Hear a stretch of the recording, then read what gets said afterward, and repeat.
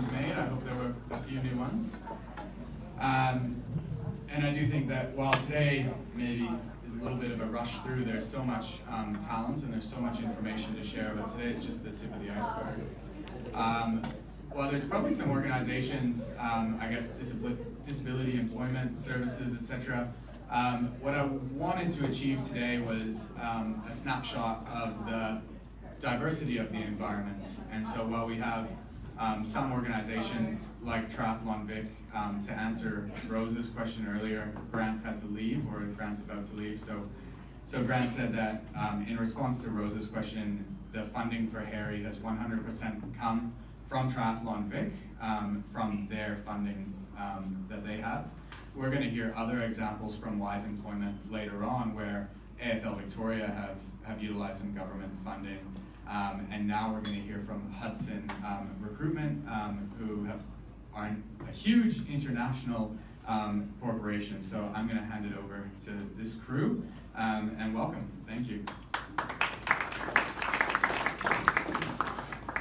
Thank you. Hi everybody, my name is Trini Nixon and I'm one of the directors at Hudson, and I have two other colleagues here today.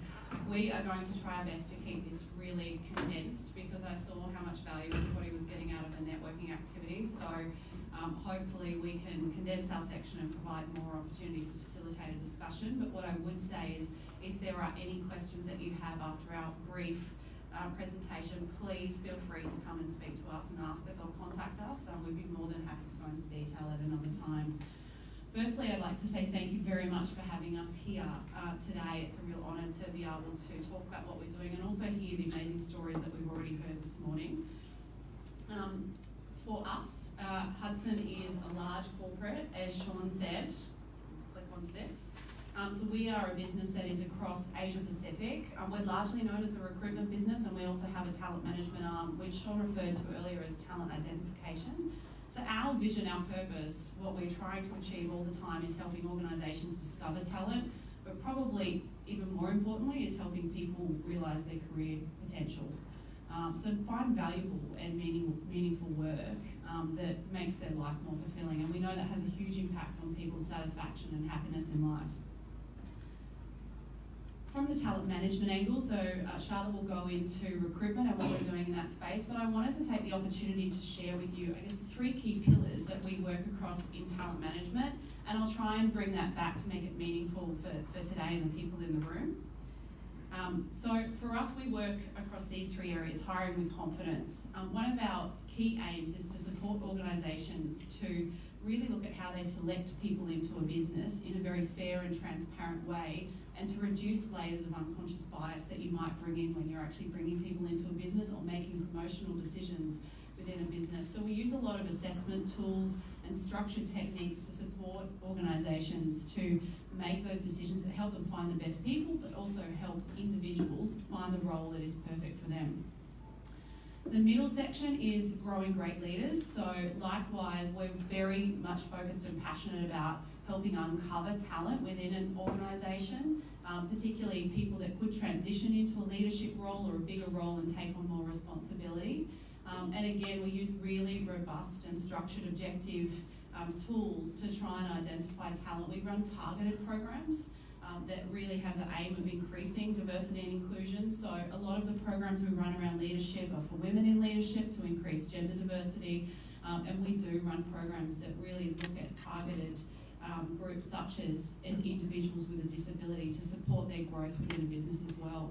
And lastly, we provide services around engage through change. So we're in a really evolving workplace environment at the moment where there's always changes happening within a business, and we play a big role in supporting individuals to transition their careers when an organisation is going through change, to be able to deal with that change and respectfully move on sometimes and find work elsewhere. For the purposes of today, I'm definitely not the star of the show, and I really want to get through this so that we can show a video that Andreas will speak to. But one thing I did want to mention before handing over is a huge passion for us is diversity and inclusion, and the real starting point of that is helping organisations become more aware of the role that unconscious bias plays in the way that we bring people into a business, the way that we treat them, the way that we promote them, the opportunities that we give them. And this is a real personal passion for me as well, because I have an older brother who has an intellectual disability, and I've experienced and watched and witnessed the journey that he's been on in his career and finding work and retaining work. So for me, it's a big passion to start to help organisations really think about the values and the beliefs that they bring into their everyday decision making about people, and we want to strip that away and look at people for their own merits. And so we're running very practical workshops on unconscious bias. They're 2-hour workshops. We've run them across hundreds and hundreds of people who've attended across many different organisations, public and private. And we're seeing fantastic outcomes in the way leaders are starting to think differently about how they actually bring people into the business and support people within their businesses. I would like to now hand over to Charlotte, who will speak specifically about what we're doing in the recruitment space. Thank you.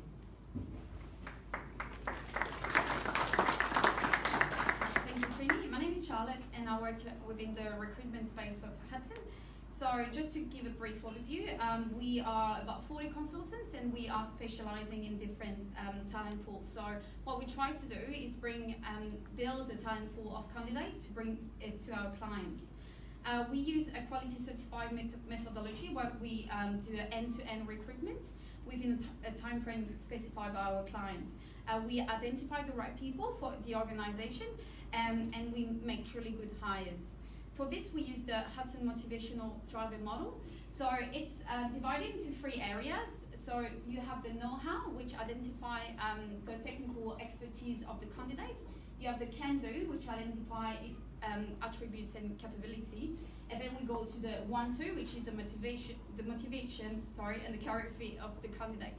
So while in the past, recruitment agencies would focus on the know-how, and just make sure that the candidate can do the job. Today, we try and make sure that the candidate will want to do the job. So, for example, you are very interested in the sport industry, we'll try and make sure that this candidate gets to work within the sport industry.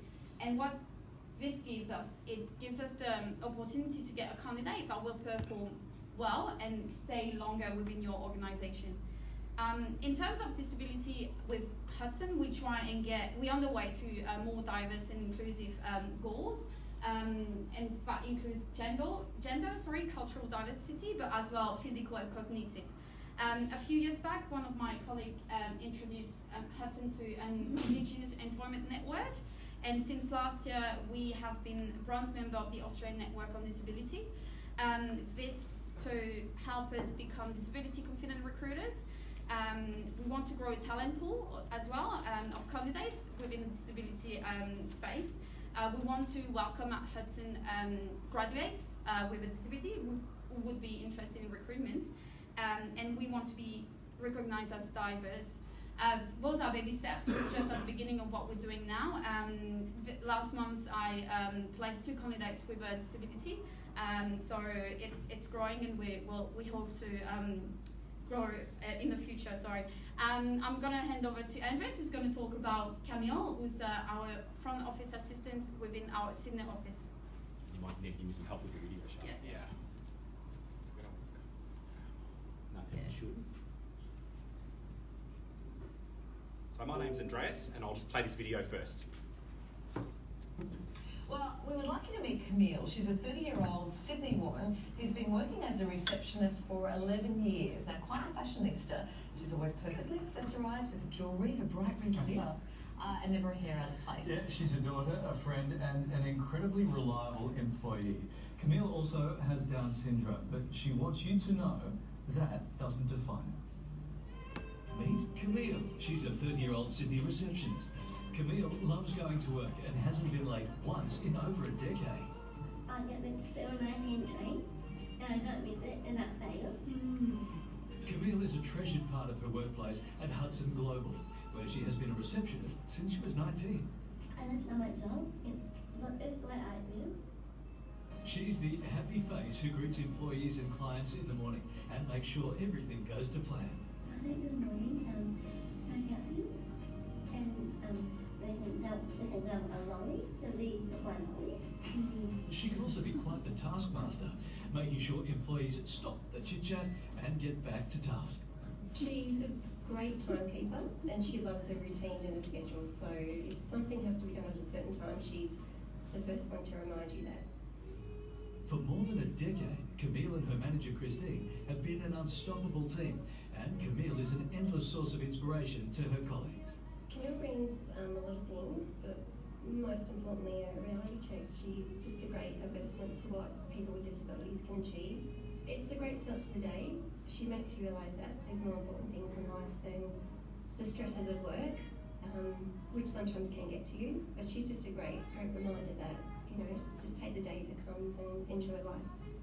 Christine had never met anyone with Down syndrome before she started working with Camille. I wasn't sure what was going to be involved, you know, what was going to be expected, how we were going to communicate, but she just shows that anything's possible. But there's one thing Camille likes almost as much as work. I love fashion, yes.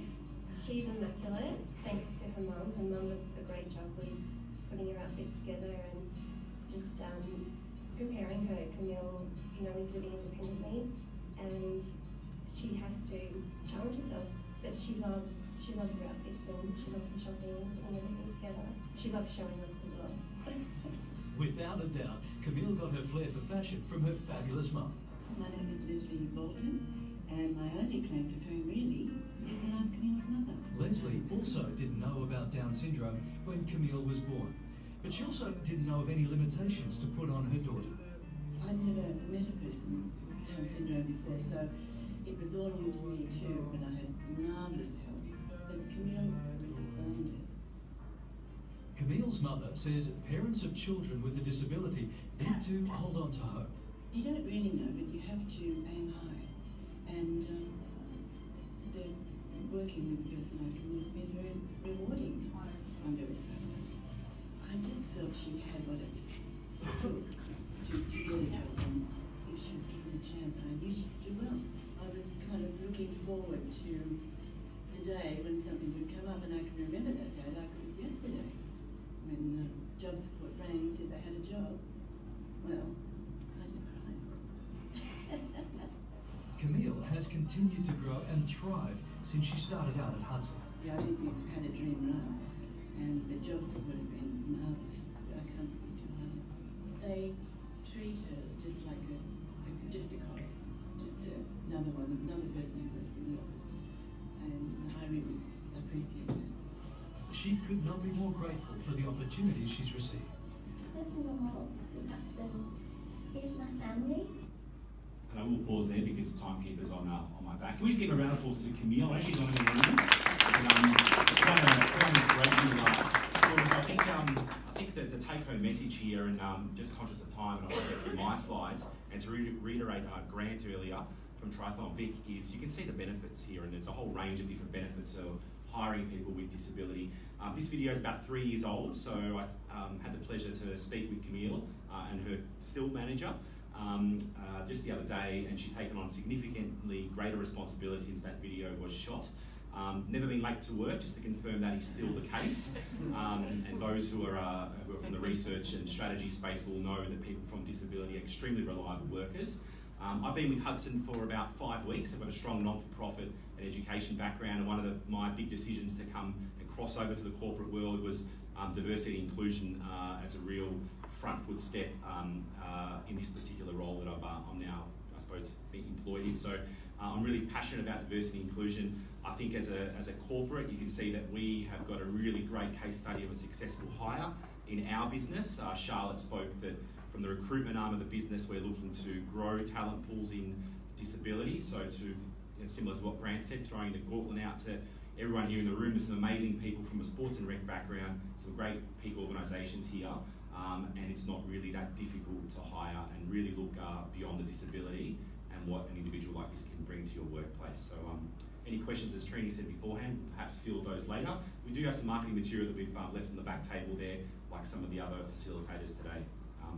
Is there time to ask for any questions? Let's do 2 questions. Two questions from anybody across the room, or anything at all. They're scared of my time management. It's very hard to follow Camille as well. That was few were inspired by that video. I was going to stop it at about a minute mark, but it's quite inspirational when you see what she's achieved, which is great. if there's time, I'll bring you guys up as a panel with Wise. Happy to do so. It would be incredible. Thank you, Thank guys. you. Thanks very much. Just as we swap, I'll invite up Steve and George, and Ben and Chris. So could you guys please make your way up? I would like to give another round of applause to Trini, Andreas, and Charlotte from Hudson Recruitment. Thank you guys so much. I certainly have the pleasure of working with you guys. I work often, on a weekly or fortnightly basis with many of you, and I really enjoy meeting people like Andreas and Charlotte. When we met a few weeks ago, you can definitely feel the passion that comes through, and that it is 100% genuine interest that they have. I think that we are all one sport and rec community, and what I like doing is that I know you guys are a little bit competitive, not just with each other, but with ourselves as well. We want to surpass our personal bests often, and we want to be better than we were last year. And so a little bit of that competition is, I have that ability to chat with Hudson and Special Lister and Wise, and they all want to be better than they were last year, and they all want to be better than one another. And so as a sport and rec community, we can use that competitive nature that we all have to increase employment opportunities going into the future. Moving from Hudson Recruitment into Wise Recruitment, one of the people that I have the pleasure of working with frequently is Steve Odgers and Scott Nicholas, and they are joined by George from Wise Employment Services. So I'll let Steve speak. We got, maybe Ben, would you mind handing your microphone down to George or Steve? Steve is going to give a little bit of background to his employment experiences, and we're going to show the video first. Steve is officially a rock star when you've got a video on YouTube, I think.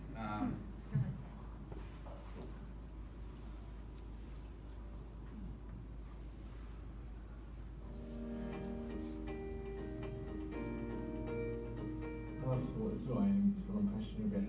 I previously was with another Victorian, they didn't find me a job. Everyone who knew Stephen was like, yeah, there's no one else.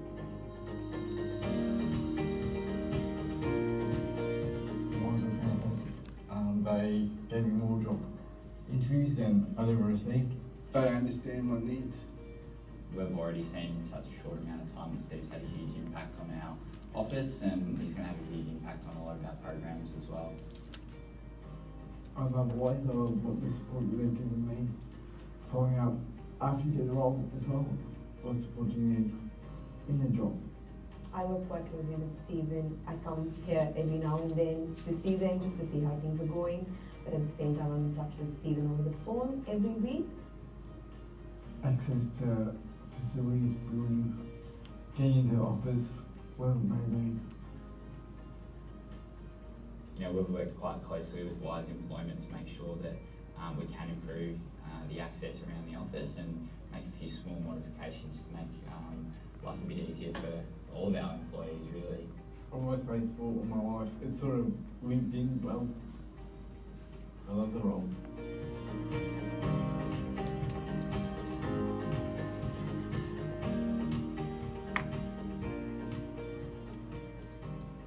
So you've seen the video, and now you get to meet the man. So Steve, what would you like to say about your experiences, maybe before searching, and now you're with AFL Vic? First of all, I'd like to say thank you to Wise for the opportunity to get the job that I now have at AFL Victoria. It's pretty much my dream job. I've been there since June last year, working with Scott on the wheelchair football, the blind and the feeder. I work there 2 days a week, but again, there's always weekend work, so it's 2 to 3. My sort of background was, as the video said, in sport. Always loved football. I played long bowl socially, but always represented Australia 3 times, 2 gold medals, all that. So football's always sort of been a and sport has always been where I've come from and my background. I was previously a VU student as well, so back in the day when I was a lot younger than I am now. But my sort of process with WISE was that I struggled to get a job. I worked at Wheelchair Sports back in the day, which is now DSR, and then I had a lot of surgery. So in our jobs, surgery, as all people with a disability, it's hard to get a job. So then I approached another job agency and said, I need a job. I'm passionate about sport. What can you do? I was there for about 3 to 6 months, and unfortunately they couldn't find me a job that was suitable for me. So then I changed to WISE Employment. Straight away, WISE were like, okay, how many jobs are you going for? Can we change your resume? Can we get linked in with the right people? I then met George. George pretty much, George changed my life. He's got me bringing me out of my shell, which isn't very hard.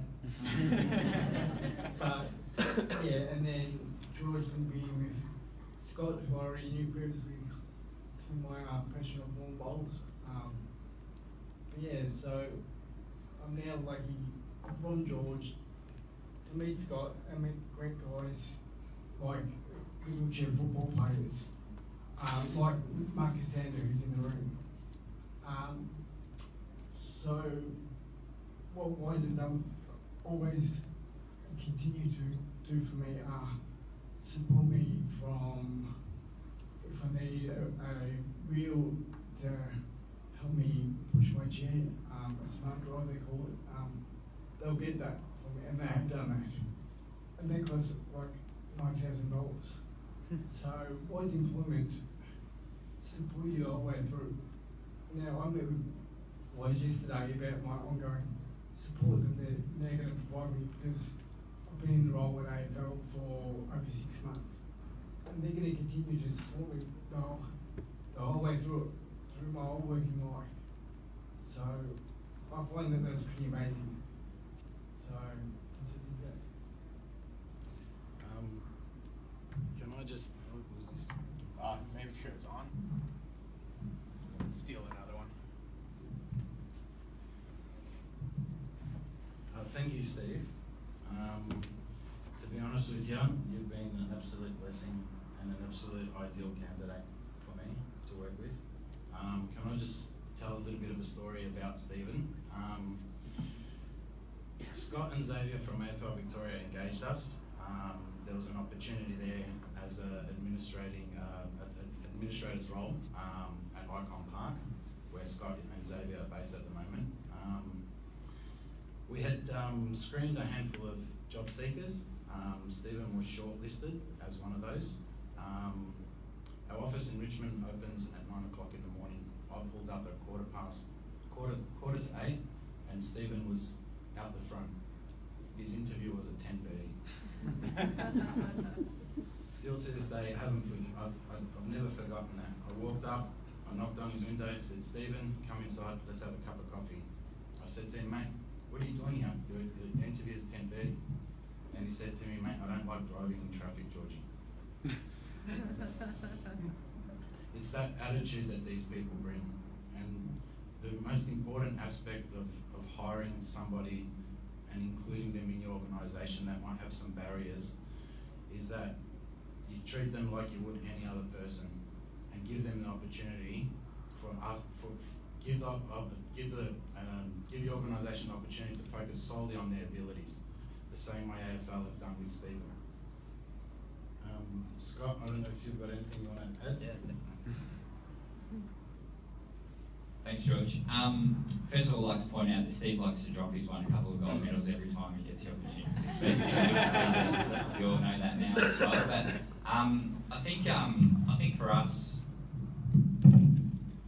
us at AFL Victoria, I was really lucky coming to the organisation that they already did a lot of work and had a real focus on trying to reflect the communities they're working with within the workforce. So previously that had already happened with multicultural and Indigenous communities. Like our organisation has really great representation from those groups of the community within our diversity team at AFL Victoria.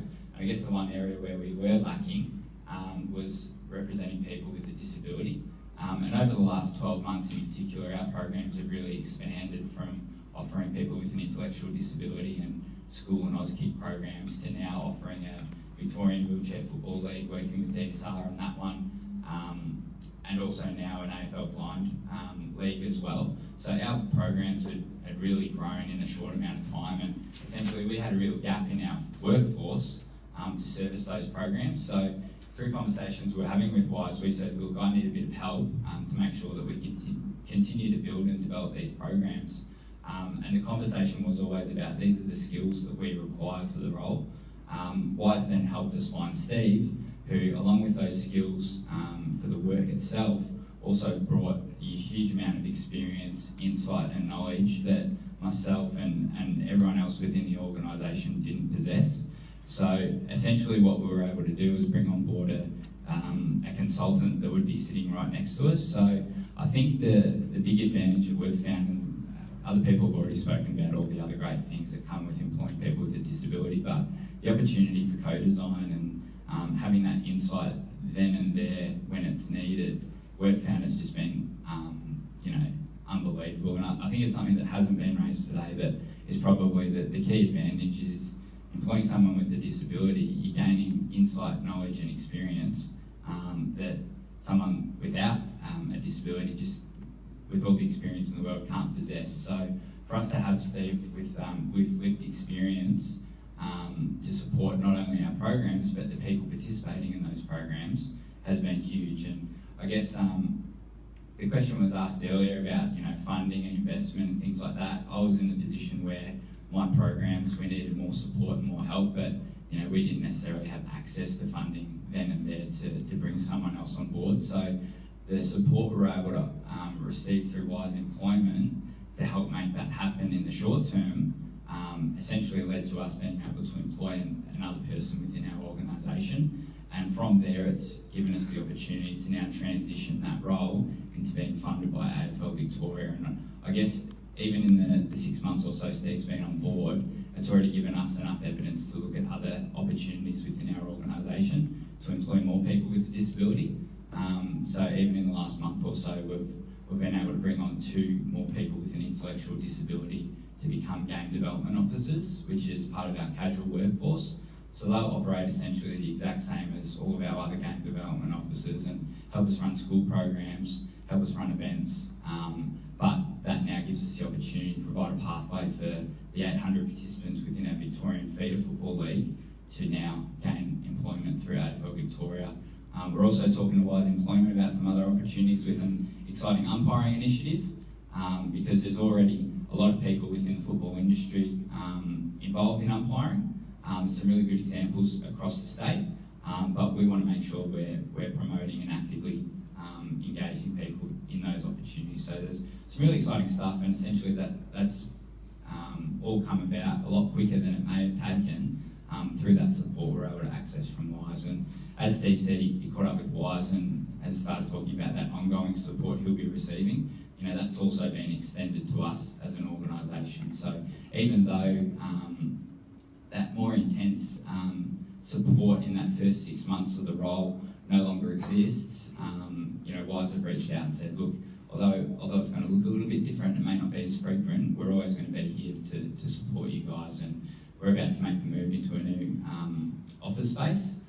So again, contacting WISE and they're going to support us, make sure that we've got everything we need to allow Steve to do his job as best he can. So they're probably the main things from me, but happy to take any questions from anyone who's interested. What we might do is finish up a little bit of the AFL talk, and then we'll open it up to questions if Scott's willing to let go of the microphone. Scott likes getting his hands on the microphone, and yep. Stephen asked me earlier, Scott, if we can get the gold medal screened and put them up in the new office. He's already put we're actually beneficial moving request into our there. office space. There's already plenty of football jumpers. I'm sure when Gil walks in every morning, he'll go, whose medals are they? And he'll want to meet you straight away. So one person who doesn't have to be prompted to speak is Ben Carbonaro, who you just heard from.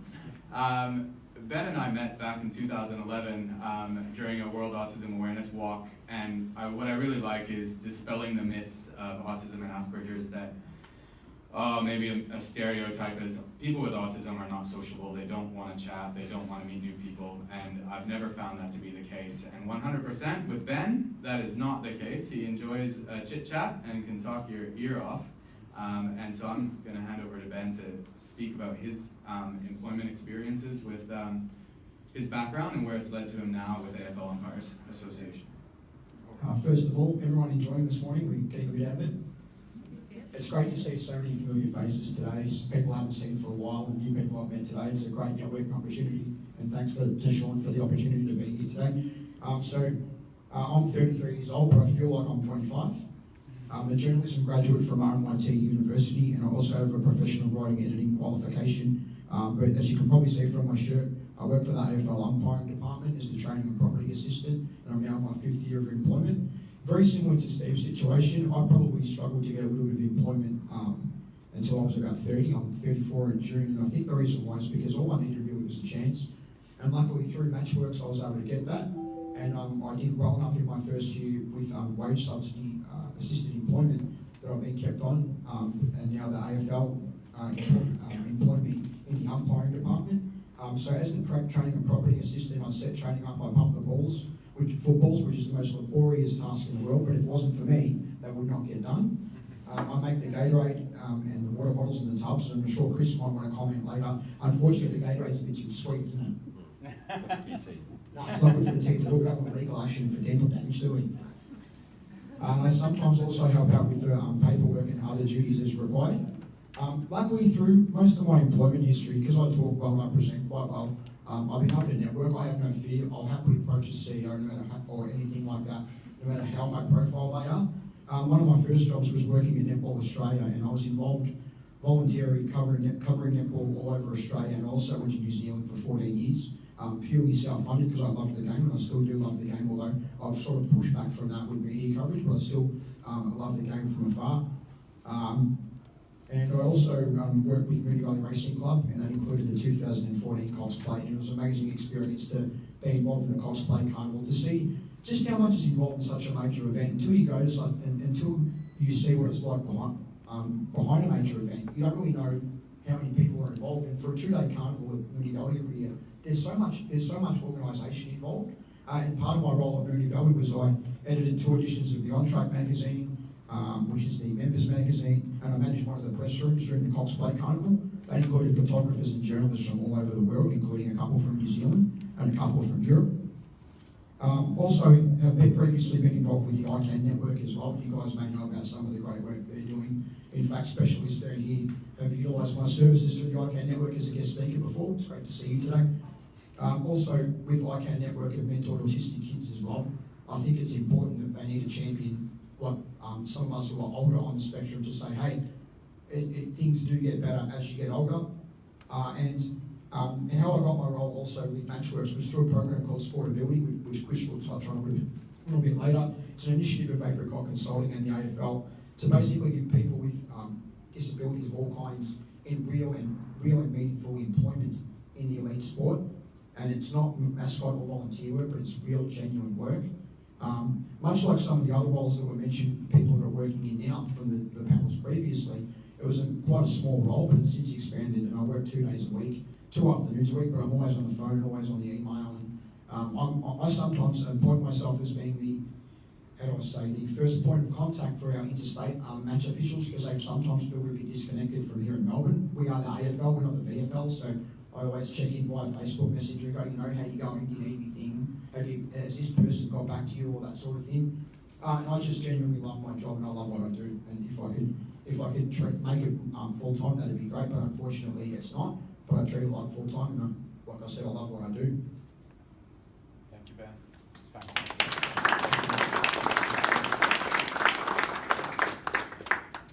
Chris, you had some things to say and a presentation. Sure. And before he goes, this guy here is also one of our best match officials we've got going around. He's done a grand final. He wears shirt number 1, not because he is number 1, but because he's number 1 when it comes to social change and social inclusion within the umpire department. He's a real champion. Wow. Another job he has is maintaining an unbelievable Instagram account. So if you're not on Instagram, get on Instagram and follow this guy. It's unbelievable the stuff that he posts. I'm only here because I'm an AFL umpire essentially, but I also have a full-time job. And what I find is that whether it's in my day-to-day job or in umpiring, environments that I am really looking to, or I'm chasing to work in are ones that are open, they're resourceful, they're accountable, they're quite playful, but they're also inclusive. And when I started AFL umpiring, we certainly weren't inclusive, right? Everyone, from the people that were supporting us to all the other umpires, they just looked like me. White, male, and I could project out, what it sort of looked like. So we've now moved on a fair bit, and we're fairly inclusive. And when I think about environments as well, just in terms of like being open, right? Being open is about being empathetic. And if you're not open, right, open to perspective and ideas, then you just get nowhere, and there's no real breakthrough. So this guy here he's changed the landscape in our umpiring department. For the first 5 years, I did not say a word, right? Because we had some pretty strong personalities. You might remember Darren Goldsmith and other umpires. You wouldn't say a word, right? That was the environment. This guy sits in 1A in every coaching session, and he's the first guy to put up his hand and ask a question. And no one bats an eyelid. No one questions him. Sometimes we have a laugh, but we laugh with him, right? But that's just part of the whole environment. So I've been asked to talk about this program here. And that image there is from 2016, and it's my favourite image, and it's the Fiona McBurney match day experience. And I'll just tell you a bit about.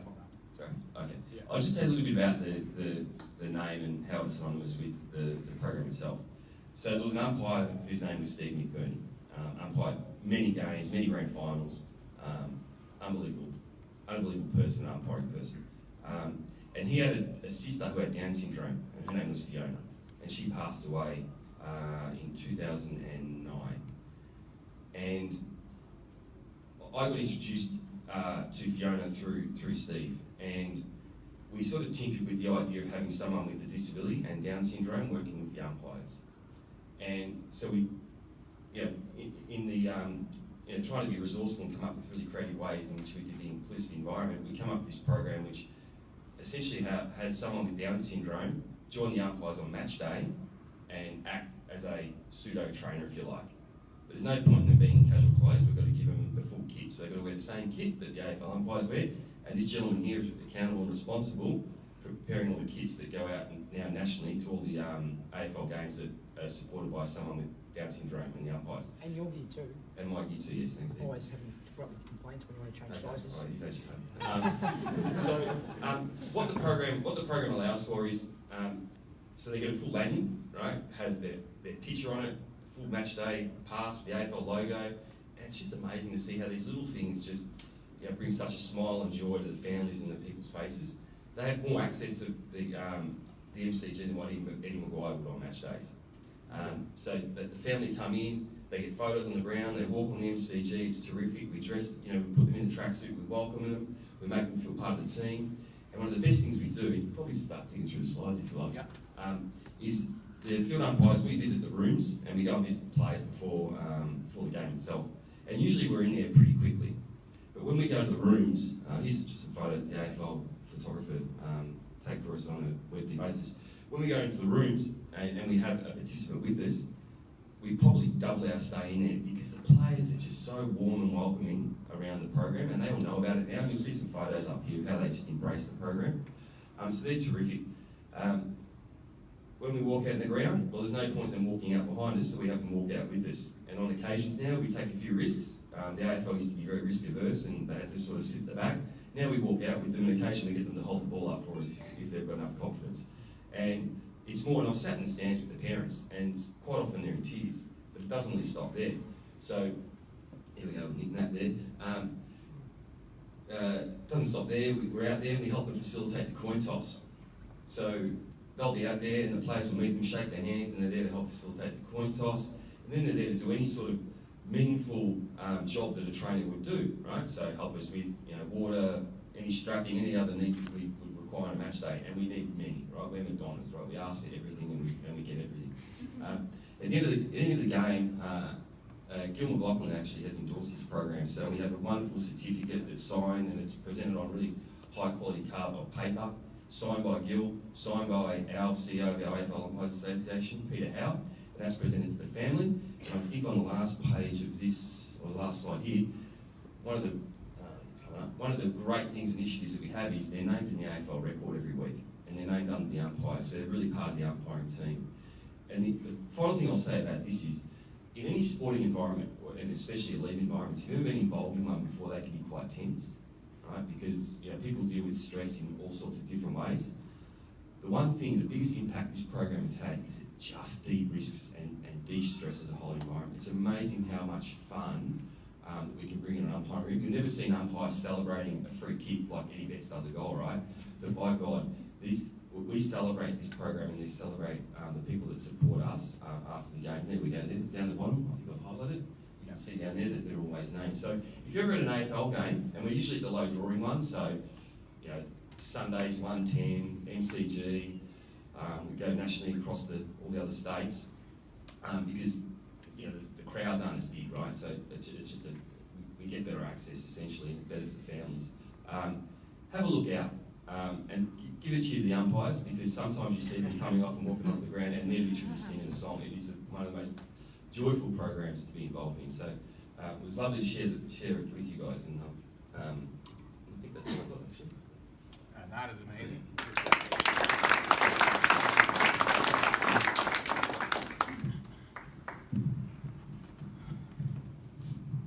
I don't think today is going to be the day I accomplish time management at all.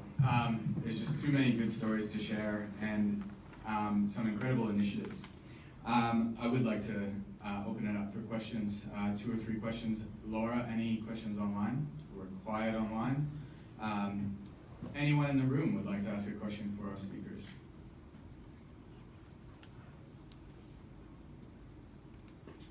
They must have answered all your questions. Clearly they have done an amazing job, or are just scared of my time management stuff. But yes, please ask it away. For the McBurney experience, how are participants selected to be involved? I'll just repeat the question. The question is, how are participants selected to be involved in the Fiona McBurney program? So initially we partnered with Down Syndrome Victoria, and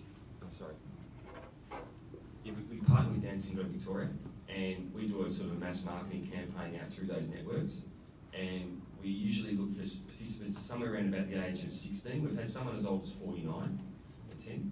So yeah, George Yusuf, I forget his name, this guy. So that's how we essentially, but we're looking to expand into other ability or disabilities. Yeah. Fantastic. Thank you very much. And through the states as well, we obviously have our umpiring people in those states engaging with the various Down syndrome people organisations. Unfortunately, due to some states we struggle to get numbers, so we won't only do 1 or 2 games in each state, but predominantly the program is in Victoria. One more question? At the very back. This is great, Victoria. You'll have to shout, maybe. Or I can bring you a microphone. With the expansion of programs such as Blind AFL, Wheelchair AFL, as well as Speed, how is it that job opportunities are going to expand with the creation of these sort of positions, potentially more that end up coming across in the future? So just to repeat the question, so how likely are these opportunities going to expand? I guess a good example is what we're looking to do within the Victorian Wheelchair Football League. That program started last season, and on the back of that, two of the 5 AFL clubs involved throughout the course of the season employed players from their teams for various roles within the club. So Mars, who's here today, I think we'll be hearing from a little bit later, started doing a lot of work with the St Kilda Community Department, which is going to be expanding into this season. And also one of the Richmond participants, who is quite a talented animator and graphic designer, he started doing some work with the Richmond marketing team. Whereas this season, what we're looking to do is build on those employment opportunities within each of the clubs involved in that program. As I mentioned, we're looking to expand the opportunities within our feeder through some umpiring pathways, but also, I guess, expanding our state representative program to become more than just a football program, more about leadership development and empowerment. So using that program to identify candidates to become game development officers. So very likely, I guess, is the answer to that. And I guess we're hoping through our programs we can start to influence AFL clubs and also support people like Ben having the conversation nationally to make sure that this is not just something that happens within our office. We'll start to see more within local leagues and clubs all around the state. Perfect. Sam, yeah, please. that's right. I just have a quick question to Chris or Ben? Yeah, Chris. For the Down syndrome, like awareness thing, I'm just wondering what's your future gonna be for the young kids have Down syndrome there? Sure. So thank you. Good question. So it was around what's the future. So we've spoken about creating a feeder program and using the Down syndrome, the Fiona McBurney Matchday experience as a feeder to more gainful employment inside the AFL. We run other things, such as we run a grid game in both Melbourne or the MCG and in South Australia at the end of every year. And what we want to do is, and I'll put some proposals to the AFL. I'm hitting some blockers at the moment, but we have people that sit behind the goals as ball stewards. Now, most of those people, those young people, are employed. Young people of AFL executives and other things, so I'm sure have got plenty of opportunity. So I'm really trying to talk to them around giving young people the opportunity to sit there and essentially perform that task, because that's a job that they potentially do. And we're in talks with the umpiring department all the time around looking for meaningful jobs like Ben's, right, that make a difference to helping the environment that we operate in on a weekly basis. So sport ability is around providing or connecting sports and ability. That's the whole sport ability tagline. And so we're trying our best to provide opportunity for people of all abilities to come and work in elite sporting environments, because it's just great for business. That was a fantastic question. Thank you, Sam. I would like to once again thank the panel for their incredible insights. I'd like to invite up Georgia, Chris, Amelia, and Santo from Specialistern and the Rise of DHHS program. So here we're switching gears a little bit from sport, obviously a sport focus, but what we're hoping to ask you is to understand the skills and the passions of people like Amelia and Santo, who have been working and surpassed expectations and KPIs within DHHS, and think about how their skill set can benefit the sport and recreation sector here in Victoria and beyond. I'll hand over to Georgie. Thank you. Hi everyone, great to meet lots of new faces and to see some familiar faces. And so I'm Georgie, I'm from Specialistern. So yes, I've had lots of interactions with Ben as well from ICANN Network, who you just met, so we've had wonderful times. But I'm just, sorry, apologies, let me know if you guys can hear me, or can't hear me at the point. So Specialistern, I just wanted to talk briefly about Specialistern as a whole, and then we'll talk about it from Australia's context. So Specialistern was actually translated from Danish as the specialists. We work with individuals on the autism spectrum, and globally we're aiming to enable 1 million jobs for people on the autism spectrum through social entrepreneurship, corporate sector engagement, and global change in mindset. However, in Australia, we were established in 2015, and our goal is to get 12,000 jobs within Australia by 2030. So that's our aim. We're having a wonderful time working with DHHS at the moment, so this is what I will be introducing Chris in a moment. But so Specialistern Australia, we are one of the first companies in the world to highlight the benefits of neuro-diverse workforce. Special Stern Australia assist organisations as well as DES consultants. So we've worked with Wise Employment as well, and they've been amazing.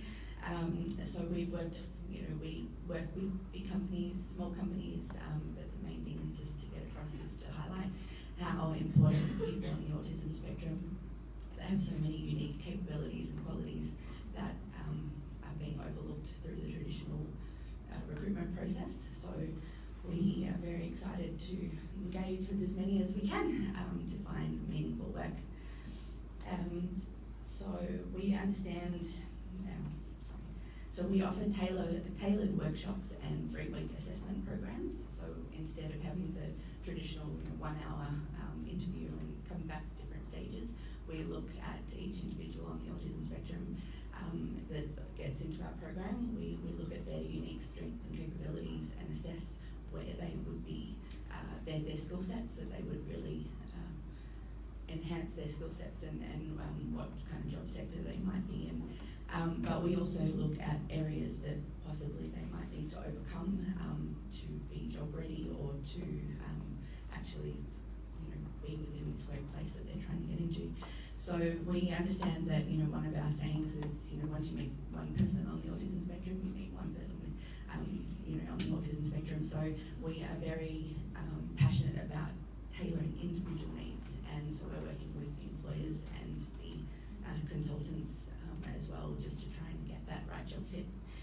And job fit is actually crucial, because that's what we understand is the most important thing for being able to sustain meaningful job enjoyment. So we've worked in different areas where we are aiming to remove the barriers experienced by those on the spectrum from the traditional recruitment process. We help the managers to understand the unique strengths and capabilities, and we also have employment support plans and those sorts of things put into place in once they actually have the job.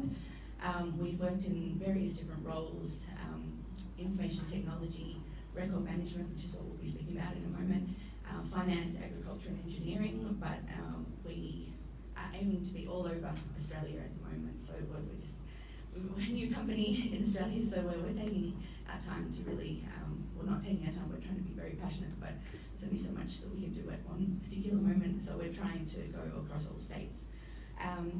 But our values within Specialist Stern are respect, clarity, accommodation and accessibility, and we keep that in mind with everything that we do, so within that 3-week process. So I've got some cards, unfortunately I don't have flyers at the minute, but I have some cards if anyone wanted to get them from me from later on, but otherwise I will stop talking now, otherwise I'll talk your ear off, so apologies.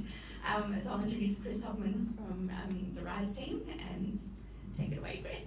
Thank you, Georgie.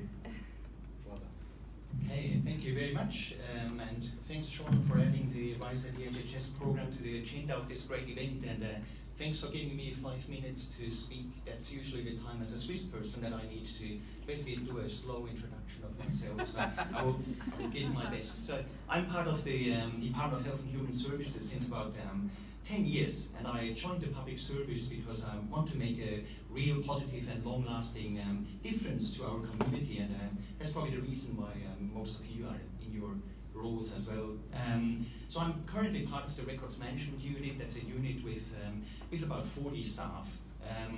And I'm here to talk about a unique and inspiring small program that really made a difference to open up job opportunities for people with special skills and capabilities and people with autism, and the long journey we are in right now to challenge how we recruit staff within the public service.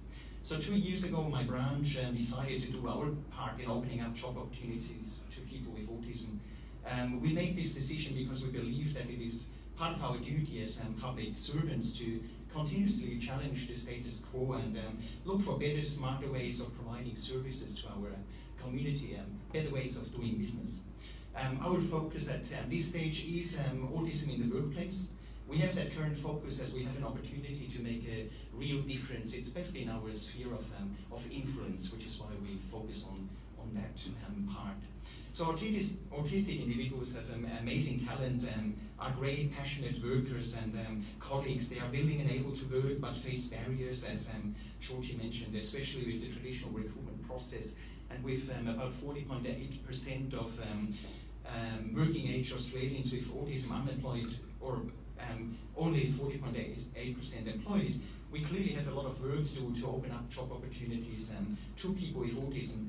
And to do this, we need to challenge the current recruitment process, make it fair for everyone, and with that, ensure that organizations actually do get the best person for each and every role. So in my view, anyone can make the first step and challenge the process, but given the experience that I had, it's clearly not an easy process. And for us in my branch review, we couldn't change the status quo department-wide, which is why we agreed to find a manageable project to actually showcase a different approach, make it successful, and use that success to open up the discussion about the wider recruitment process and find other projects to basically scale up that approach. So we started that in 2017 and called it the Rise at DHHS program. We used that name as we wanted to be a stepping stone for autistic talents into the VPS, the Victorian Public Service. So removing the barriers of the recruitment process so that they can step into the whole of Victorian government and shine.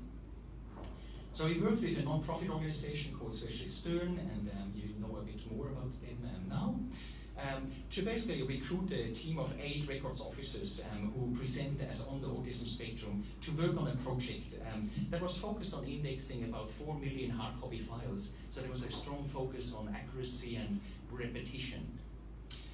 The recruitment process was a 3 weeks assessment where we were able to observe the candidates, but they were actually able to observe us as well over those 3 weeks and see if they would actually like to join the public service, if that's a workplace that they feel comfortable with. So it was a give and take over those 3 weeks.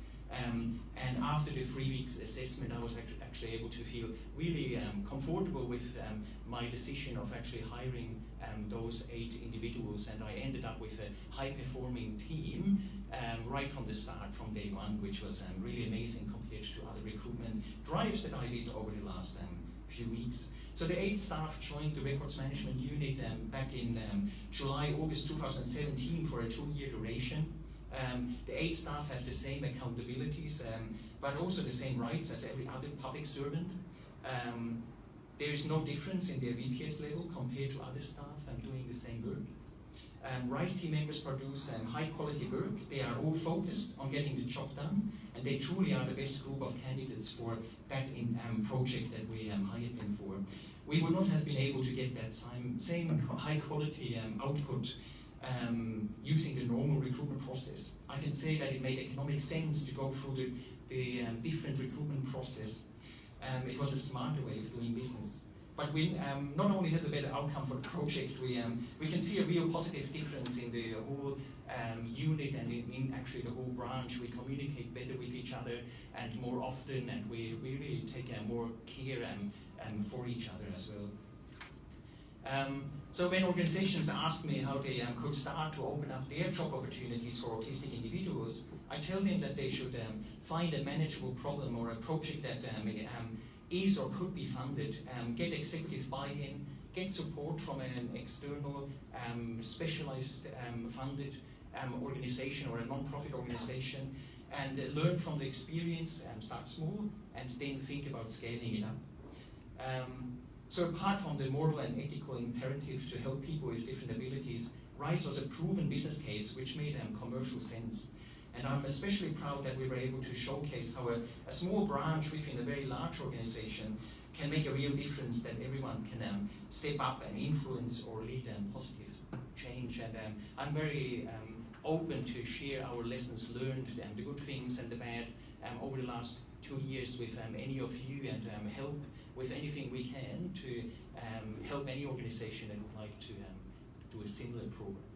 So I would like to hand over to Amelia first? Yes. Yeah. Do you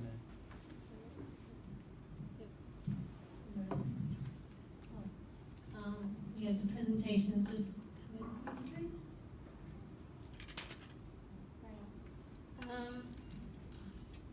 Okay, consent to go first. I just want to check something. Yeah. Sorry. Is that okay? Yeah. Yes. Good morning. My name is Sancho Rumo, Rise DHHS team, having been given an opportunity to become a records officer for DHHS along with 7 others on the autism spectrum. I loved playing cricket during my weekends. It's all started with playing backyard cricket with my family and friends, having made a small makeshift cricket pitch, watching and trying to emulate my childhood cricket heroes on the TV, which included Dean Jones, Craig McDermott and Simon O'Donnell, including Shane Warne and Steve Waugh, which I was fortunate enough to meet. When I met Shane Warne, he was there promoting and signing his new VHS tape at Target in the city back in the year 2000. Given this rare opportunity, I decided to ask him whether he could sign not only his new VHS tape, but also other books of his. And a funny thing happened. When I had given him the books I brought in to sign, including one which was an unauthorised biography, to my amazement, Shane had actually signed it, and here it is.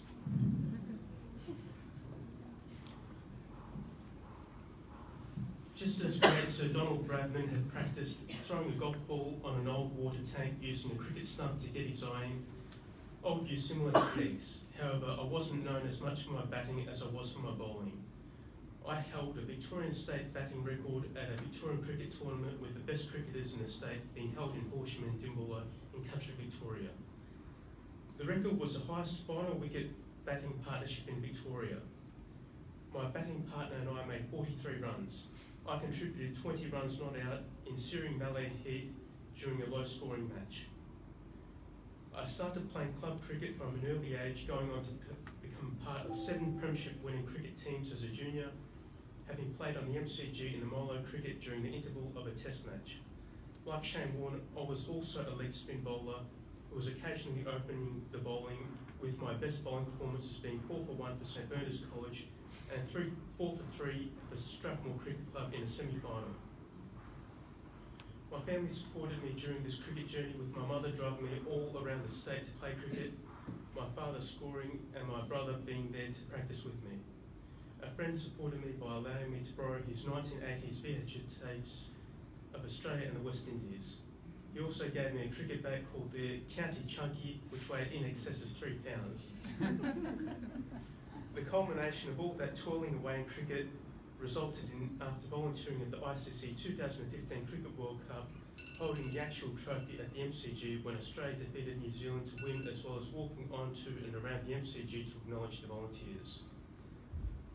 There is going to be the ICC One Day International World Cup being held in England and Wales from May to July this year, as well as Women's and Men's 2020 Cricket World Cups being hosted by us here in Australia next year. I am currently a volunteer with the SES. I still take a keen interest in cricket and AFL.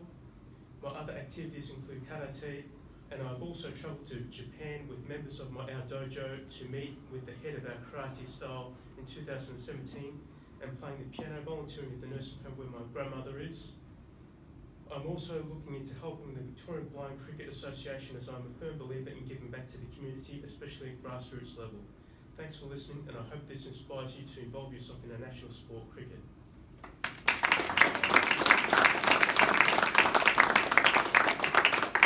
Thank you so much, Santo. I think that ability to give back is a theme that has come up a few times today, and it's true of many of us and what we all hope to do. Thank you so much. We'll hand over to Amelia to give us a bit of background, her experience in sport, as well as the RISE program. Okay, can everyone hear me? Yes. Okay, so like Ben, I like to, I guess, challenge the myths about autism. So a bit about my background. I got a Bachelor of Creative Arts from Victorian University, and I got a Masters of Arts Management from RMIT. So I like the arts and and I also like the communication side. So that's a small background into what I like. And I also like to go to the theatre and see exhibitions and the movies on weekends, which is really fun, and also watch a bit of sports and go to the gym twice a week as well. So from a young age, I had been skiing, and eventually I ended up competing in skiing competitions. Now, you're probably wondering why I'm mentioning this, but it does connect to the core skills and attributes that have helped make the RISE team pretty successful. One of the key skills needed in both my skiing and my job is attention to detail. For example, when I did downhill ski races, we had the chance to do a ski course inspection. I needed to try and memorise the course visually, and when racing, really be aware of the flags. Blue for one direction, red for another, all at the same time as trying to go as fast as possible, which can be quite challenging. One of the great core skills for most people on the spectrum is that we generally have a great eye for detail. All of us in the RISE program are pretty good at spotting when something in the records seems out of place. For instance, different birthday dates, different spelling of names, even looking at the other details such as putting the surname in capital letters or even remembering to put a date of birth in. There are so many ways that people with this level of attention to detail can positively contribute to teams, sporting organisations, administration, and so on. When I was younger, I participated in lots of different sports and competitions: swimming, athletics, touch football, and basketball. And surprisingly, I usually did pretty well, or maybe they just gave out ribbons to everyone who tried. I found the trick was to focus on the task at hand instead of only thinking about the finish line. Just focusing on the start or focusing on my breathing really helped, and it generally also calmed me down and any nerves I had. I enjoyed hiking, especially in the alpine area. The challenge of getting to the top of a steep hill requires lots of focus, saying to myself, just keep going, one foot in front of the other, and then suddenly you have achieved your task. All members of the RISE team are pretty good at getting the task in front of us completed and finished. For most people with a disability, it is really important to feel like we can contribute in a positive and meaningful way. So when we have a job, we turn up, we enjoy the work, and we get each task completed, usually on time and to a pretty high standard. So much so that sometimes it's hard to get some of the RISE team to even take a lunch break, as they are so focused on completing their tasks. Wouldn't this ability to focus on the task and then get them completed be a wonderful asset for any type of team?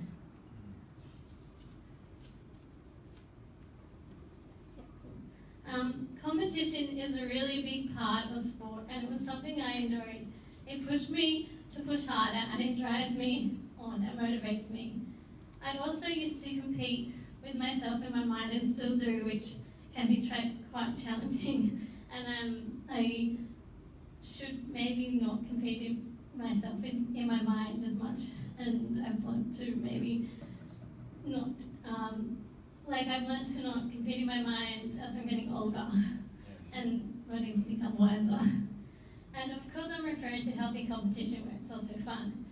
Competing in a touch football team was lots of fun when I was at university. We all egged each other on to do better, but also had a good laugh when things went wonky.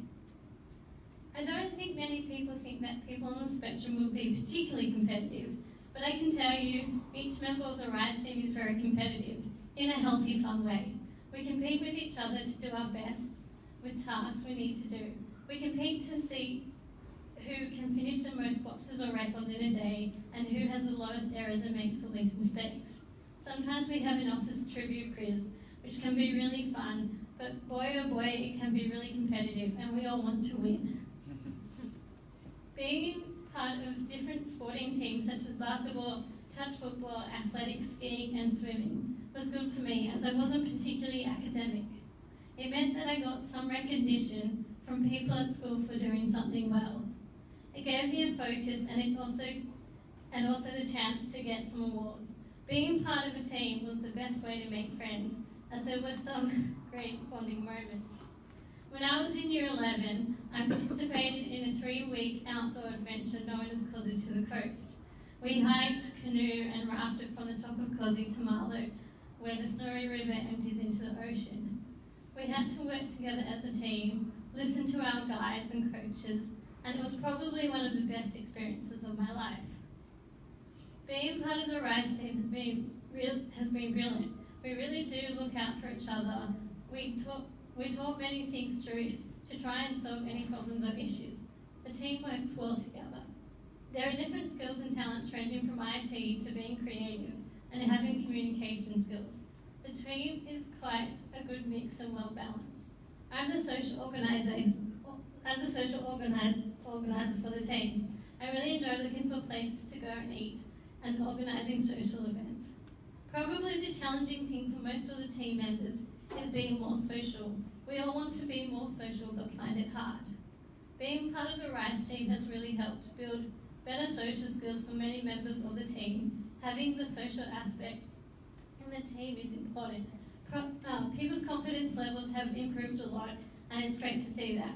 Sport and recreation of any kind would really contribute to helping people on the spectrum gain more social skills and feel better about themselves and less lonely.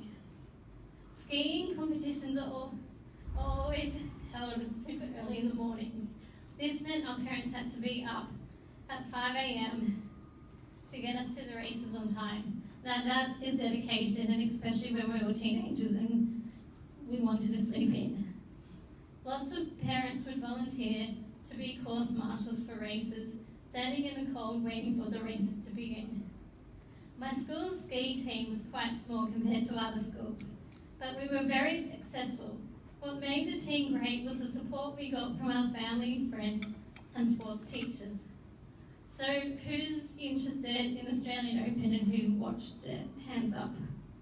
Okay. And who was going for Novak? And who was going for Nadal to win like 17? Have you noticed that all the tennis players thank their team for the support? Without a good support system in place, it can be hard to be successful. Support for the RISE program has been really fantastic. We all have mentors that we catch up with and also have access to a careers counsellor from Asperger's Victoria, so it's like having sporting coaches. Our manager Will really encourages us to look for as many opportunities to try different things and grow our skills. And Chris keeps an eye out for interesting opportunities that are coming up and proactively is working on getting other departments to try a program like RISE. And Will and Chris are both real champions. In our day-to-day work, we get support to make our work situation as easy as possible. Some people don't like too much light or heat. Some of us have our own headphones, for myself, so I can stop chatting and get on and do the work. I think it's great, and I would love to see more projects like the RISE program where employees can transfer to other organisations in the Victorian Public Service as well.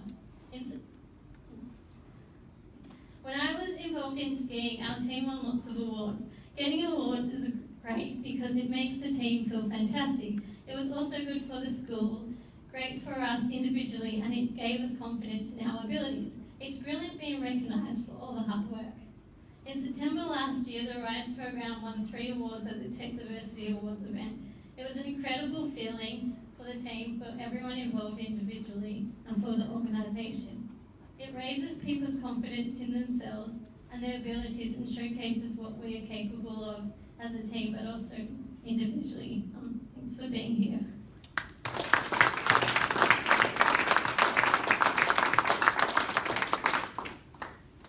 I'd really like to thank the panel. The first time I came across Specialist Stern was a few years ago. I heard Thorkill Son speak about the program and the dandelion program, and what really resonated with me is that we can see a dandelion as a weed and something that is not beneficial, or we can see a dandelion as something that is extremely beneficial and has a lot of value and healing properties. Can I just say one thing? I'm so glad you said that, because that was actually going to be part of what... The microphone. I just wanted to say that was actually one of the things I was going to mention, and I thought, oh no, keep it to time. So I'm so glad you mentioned that. So that's wonderful. You have until Jay gets back from the washroom. So we got time for 1 or 2 questions. I want to pick up on one of the really nice things that Amelia said, is that good coaches that she experienced in skiing and that teamwork environment, 100% that translates into our business environment, and those good coaches and our good managers. They're honest with us. They tell us how we can, they mentor us and raise the bar for us, but they also give us plenty of good positive feedback, and like Chris and Georgie have said, identify the talent, the exact same messages that we've heard from Wise as well as Hudson this morning. So Let's take one question if there is one, right there in the suit. Hello. Hi there. I'm just my question is about the RISE program, and when you identify kind of potential I guess candidates for further program, what happens in situations where the person is not really suited to an entry-level position, but is more suited to a, project officer or policy officer position, because of, or legal officer position because they've got, policy or legal qualifications or what, what happens in those situations, and is there room for people going to non-entry-level if they're on the spectrum? Thank you. It's Ollie, right? Yes. Thank you, Ollie, for that question. I'll just repeat it so everyone can hear, and for those online. The question is, what about people who come in with more advanced skills or who are ready for more senior positions? How can specialist students support them? Okay, so is that on? Yeah. So thanks for that question. It's one of the critical things why we wanted to actually establish the RISE team. So we see the RISE program as a starting point into the public service. A lot of the members of the RISE team have master degrees and certain topics that they are really interested in that actually fit very well into the wider portfolio of the department. The mentoring program that we establish is exactly for that, right?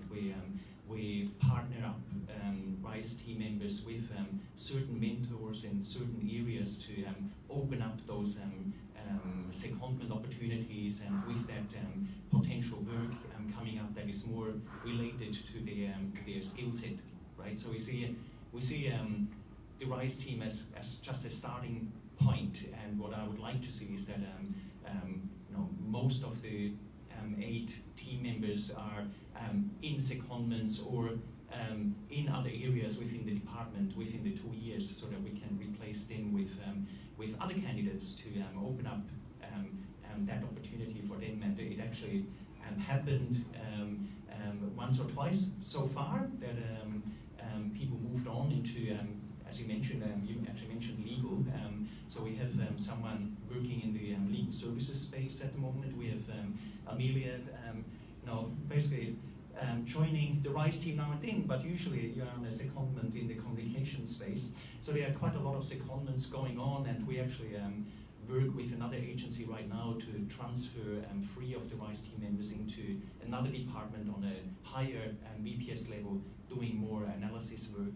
So the aim of the program is to just be a stepping stone and to step through the recruitment hurdle to then open up those job opportunities within the wider department. Thank you, Chris. And sorry, could I just add one please? thing to that? Thanks, Chris. As far as specialist learning, when we are looking at individuals, that might have different skill sets from doing the programs, we're constantly engaging with employers and with the there's consultants of so many different ones that we have on our list that we talk with about. We're constantly on the lookout for those different positions. So, and we're constantly talking with Chris and with Will from the RISE team. So, we're always constantly trying to seek and find that right job fit for the individual. So. And I'll just add to that is that I think that this is a stepping stone, and we recognize as a larger department, and that was really what today is about, is that the sport and recreation sector is extremely diverse, and there are people who do enjoy record keeping and being extremely accurate, and that would probably lend it over to the sport world, where you're trying to track working with children's check, you're trying to check that all the coaches have done child protection units, but we also want to recognize that there's an incredible amount of passion, diversity of passion and skills, and that people like Amelia have this incredible ability in communications and in media, and we know that Ben also has communications and media background, and people like Steve Rogers, they're incredibly diverse skill sets to add on to it. I would like to thank the panel once again for their incredible contribution today. Thank you, guys. Thank you. We're going to switch back into footy, into a bit of a Geelong context and into a St Kilda context. So just while we switch over, I'll introduce Jay, who is from the Geelong Umpires. He's an umpire. Tim from Leisure Networks, Sam, who's from the Geelong Cats, and Tegan, are you coming up? No? Tegan will hang out. And Marcus Sanders from the St Kilda Saints. Are you guys, is it a question and answer with you, Tim, or is it, yeah? So we're going to start with Tim and the young men doing a bit of a question and answer period, and then we'll hear from Marcus. We're running behind schedule, I'm extremely sorry. We do have the room booked through until 1 o'clock, so we don't need to vacate, but I know parking and other things come up, so feel free to leave and come back if you like to, but we'll keep going. There's so much great info to share here. So over to Tim, Jay, and Sam. Perfect, thanks Sean. So for those that aren't aware of who Leisure Networks are, we're a disability service provider providing supports through the NDIS, but we're also a regional sports assembly in providing opportunities for people with disability to access sport and active recreation. So we've made the trip down the highway this morning, so I think it was an early start for the boys. But yeah, if anyone's ever down in Geelong, please come and say hello.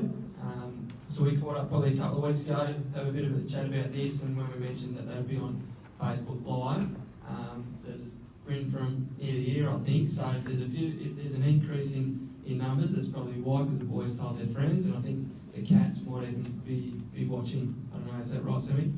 Yeah, that's right.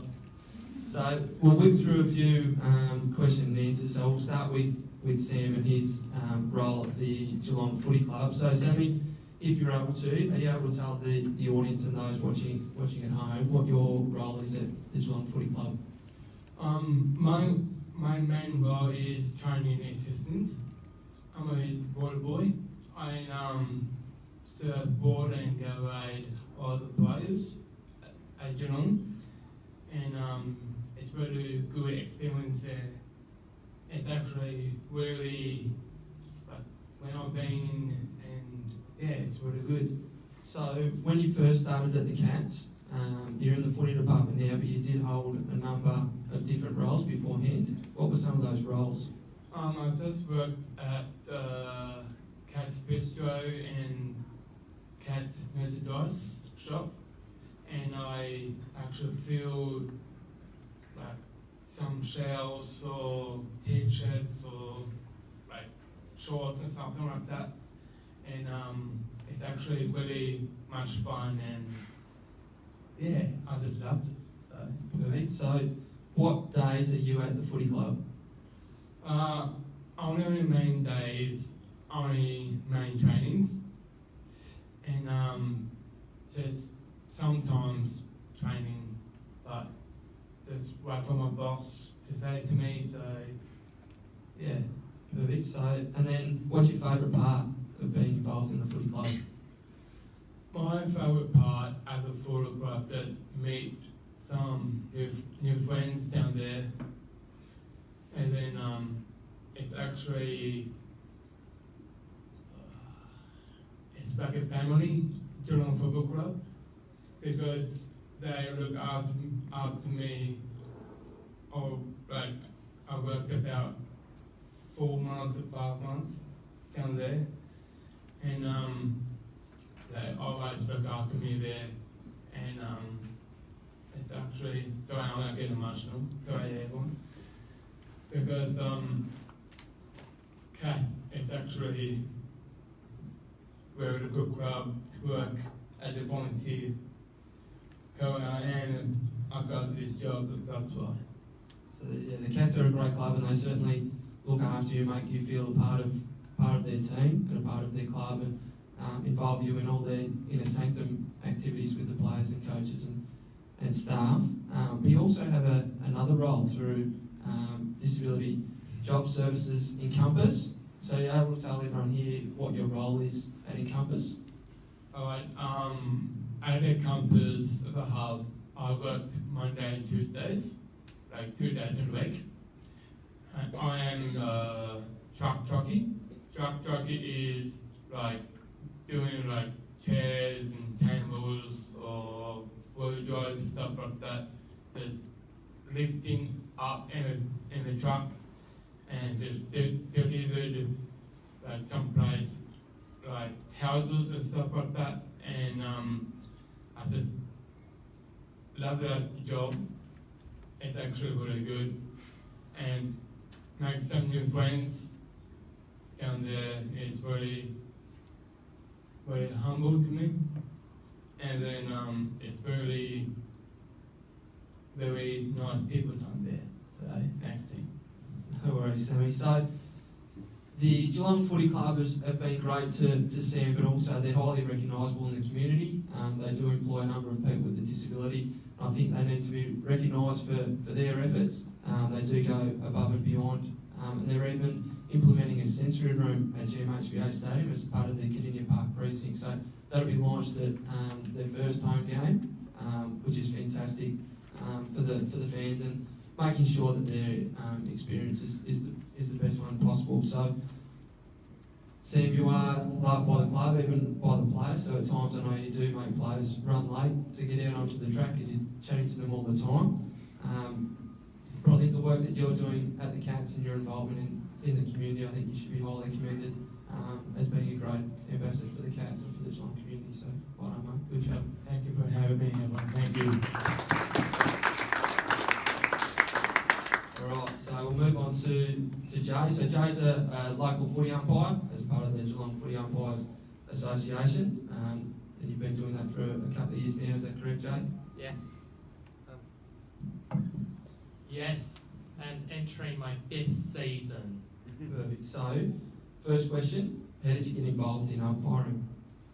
My caseworker, Lauren, was helping me keep fit and doing football training, so she suggested to me I should give umpiring a try, in which the role of field umpiring would be a good opportunity for me to be a part of football, in which Geelong umpires were very welcoming in encouraging all ages and disabilities to be a part of their association.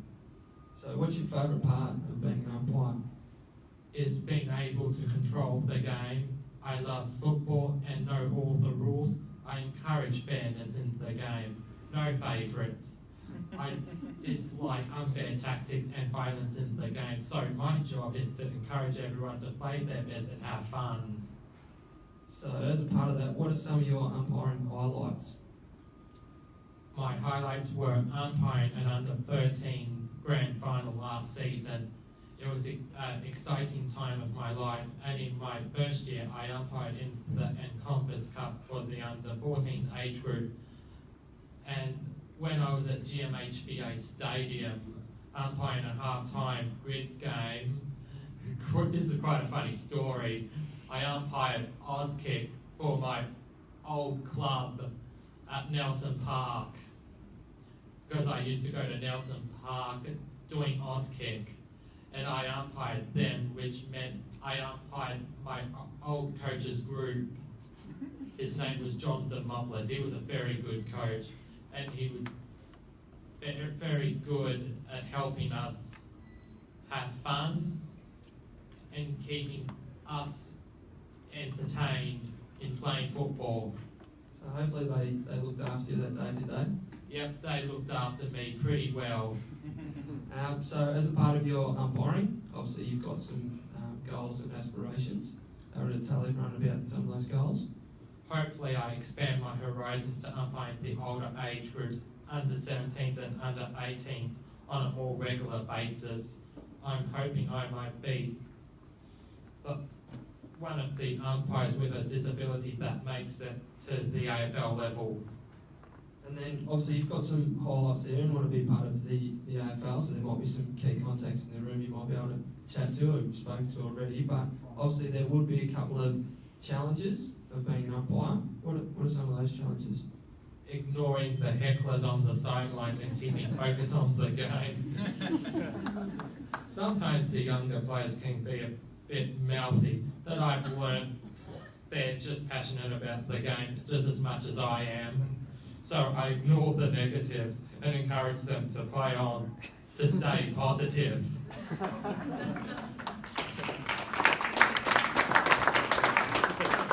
So, also, aside from umpiring, and I know that you do enjoy your football, and I know that you held a role at the Geelong Falcons, which is an under-18 TAC Cup team. Can you tell everyone what your role was there?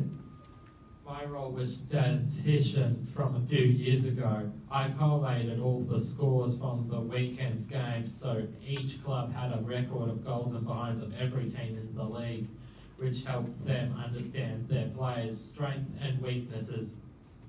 So, in regards to the Geelong Falcons, how did you get involved in that role? Leisurenet used to be based at Cardinia Park. My key worker, Tim, thought my data entry Excel computer skills could be used in the office to help Evan with the sports community program. I was known for my interest in football and my ability to remember details of the football players, especially AFL. Everyone liked me helping them with Supercoaching the Howard Sun because I could tell them their ages, what injuries, how long they played, what positions they held, or if they had played in competing teams in the past. I'm rather proud. One of my highest rankings in Supercoach was 15 out of 206,000. Wow. It was hard work, which I've put aside now and concentrate on umpiring for the long term. Perfect, Jay. So, as I've seen Jay umpire, I'm probably a bit biased, he's a fantastic field umpire, but as a part of the work that he's done, Leisurenet works in partnership with the Geelong Footy Umpires. We've developed an inclusive umpiring program to give more people with a disability opportunity to umpire games, whether or not that's boundary, field or goal umpire. So this year we had 3 participants, and in their very first game we had Josh and Tristan do the boundary, we had Holly do the goal umpiring, and would you believe it? They umpired with Jay, who was the field umpire on that day. So Jay's a fantastic mentor for everyone within the Geelong Footy Umpires and their work, so I think you should be commended on all your work as well. So good job.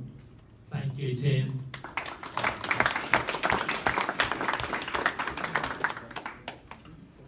Thank you guys so very much. Unfortunately, I don't think we have time for questions. I'm trying to still squeeze in voice at the table, Mike McAvoy. So I would really like to thank Tim, Jay, and Sam for your amazing presentations, guys. Thank you very much.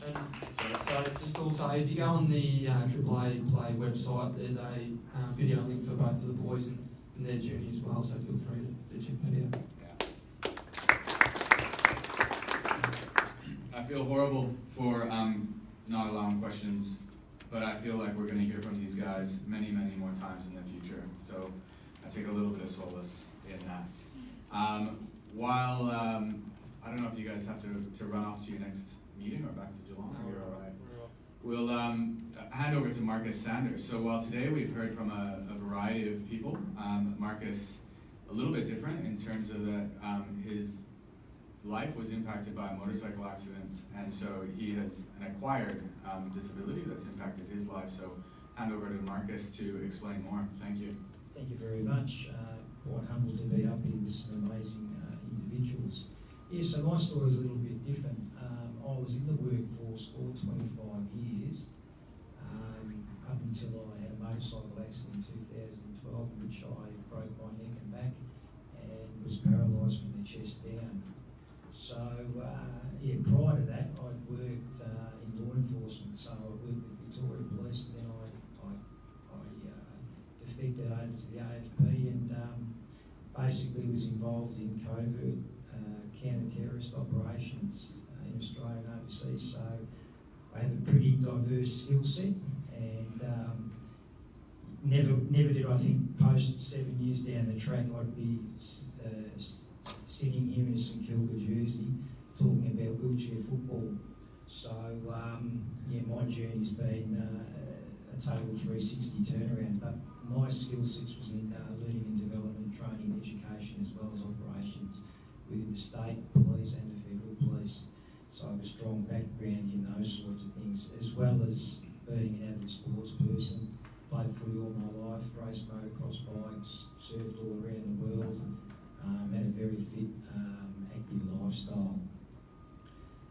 So following 2012, yeah, as I said, lucky to be here because I suffered some quite serious injuries.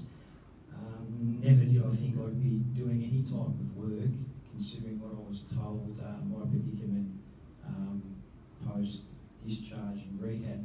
I had enough issues just keeping myself upright in a wheelchair and was continually told about all the things that I won't be able to do instead of being told about the things that I can do. So fast forward, I tried to get involved in health and fitness and sport pretty much a year after my discharge. I just wanted to get fit and healthy again and be able to participate in sport and be able to participate back in my community. A year after rehab, I just wanted to help others in my situation that suffered spinal cord injuries, so I signed up for the Peer Support Mentor program and basically became a volunteer mentor going to the spinal wards at the Austin and the Rehabilitation Centre, helping people with newly acquired spinal cord injuries and their families, just being a mentor and assisting them. To try and give them some sort of positive outlooks and outcomes as to what their future looked like.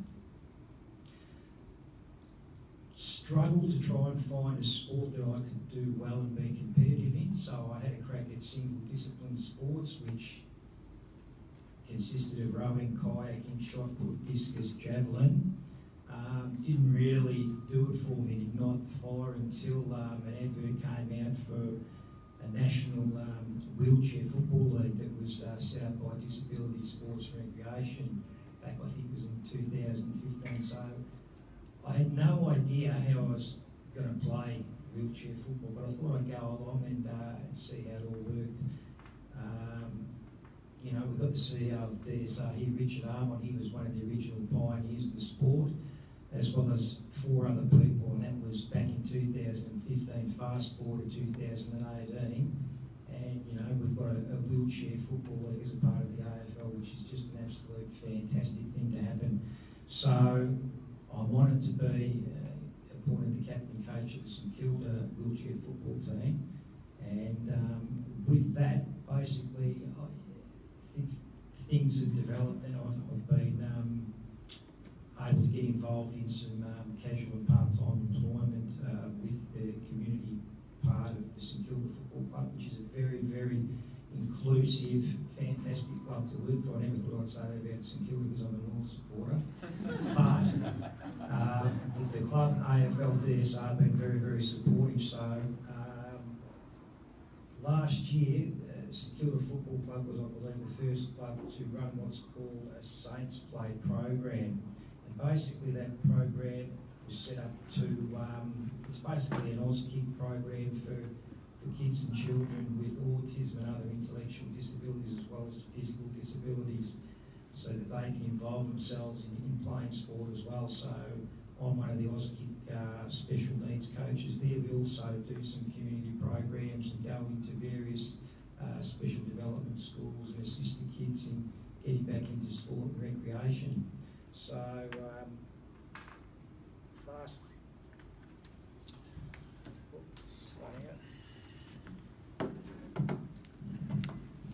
thanks for that. I'll try and keep it short. Fast forward to where I am now. I absolutely, love what I'm doing now. I love being included.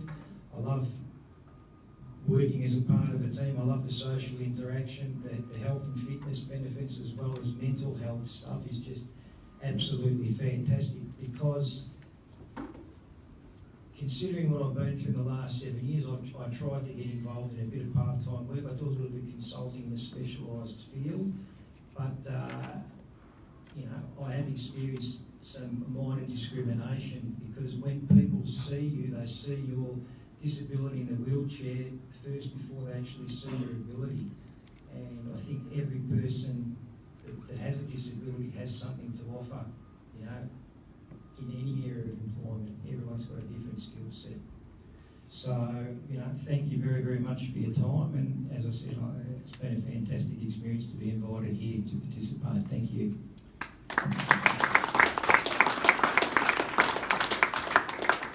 Thank you very much, Marcus. Some incredible stories, and as Marcus and everyone else has said today, is that we really have to see the person and the individual, what those passions and skill sets are, and what everyone is capable of.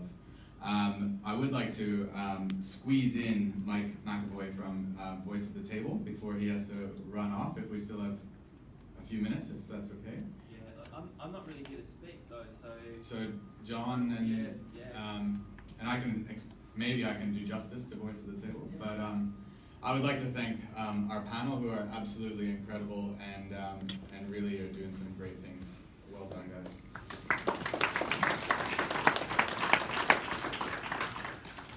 We'll invite up John Baker, who's a board member of his local cricket club, Bo from the NDIS, and Aidan from Disability Sport and Recreation. Mike McAvoy from Voice at the Table, who has to leave soon. Voice at the Table is an organization that supports people with acquired brain injury and intellectual disability to become board ready, to increase their confidence and skills. So they're working with the people on upwards, and then they also work with organizations at the executive and board level to encourage and to recognize the value of diversity of board members. I hope I've got that correct. With us to close out today's panel is Aidan, who, because I know him so well, I can say we might have to skip your little bit, or we're going to shorten it into 2 minutes. I really want to hear from John's experience and the support that he's received to then be on a board. And then to close things out, we're going to hear from Bo to speak about where the NDIS sees economic inclusion in the future and possible supports through the ILC funding program. So thank you guys. You're closing out today. Do you want to start, Aidan? A quick 1 or 2 minutes. Very quick. So, in addition to speaking this morning, and obviously employment, as we've heard, is really, really crucial for people with disability, but placement's just part of this, part of this process. Another thing that we're looking at is how can we actually employ women with disability into the workforce. So not only is there a disparity between people with disability being employed in the workforce, but for women with disability it's even lower. So like earlier today we heard from Andreas, who was a pioneer of this project that we've started, and the name may need to change, but it is the Sportability Employment Project for Women. We're looking at how we can place women with disability who have been identified as being suitable for sport into the workforce, and then creating a range of resources around that will hopefully help sports into the future. So at the moment we are taking on our website, so Disability Sport and Recreation website, we're taking expressions of interest from organisations that want to be part of this journey, and we're taking expressions from participants as well who have completed a range of different trainings which we think will be really suited for organisations. On side of that as well, we are an organisation with free membership, so for organisations here that have programs that are coming up, register as a free member for us. You'll hear about the Sportability Project. I've got some flyers at the back of the room. They are for participants, but they've got a great overview of the program, and hopefully we'll have everyone in this room putting their hands up trying to be part of this project, which will benefit the sector in the long term. So I'll keep it short and sweet for Sean, but I'll be at the back of the room to have a chat with any organisations interested. Thank you. Hello, John Baker's my name. I'm here in telling your ears for 10 minutes about what it's like to be involved in sport again after acquiring a brain injury. Similar to Santos, got a few cricket references. Hope nobody's going to be disagreeable to hearing that again. But the other reference is the Voice at the Table, which I'm here to talk about as well, who've helped me. To start with, the cricket club I'm talking about is called Pakenham Upper Tooma Cricket Club, also known as the Gabbies, which I began playing there when I was 12 years old, and over the last 30 years I've played different levels and enjoyed myself there. Excuse me, sorry, about halfway through a season, just over 7 years ago now, I was hit by a car crossing the road just over here in Richmond as a pedestrian, and after a month in a coma, I learned to talk and walk again, and since then it's just been a gradual back to improvement for me stage. The cricket club has stood by me throughout my recovery ever since, although my memory's not the strongest of the day. When it first, sort of a few months after the accident, they put on a game dedicated to me for my own benefit, played by all ex-players, and that was the first thing they did for me. A couple of maybe 12 months or so after, my legs started getting coordinated again, and I got permission from the neurologist to play cricket again, under the condition I had to wear a helmet this time. First couple of seasons were a bit blurry due to my brain capacity, so to speak, and I had blurred vision as well, but you've got to start somewhere, you know. I found cricket to be an avenue to be involved in basic things that made me, to a degree, feel normal again.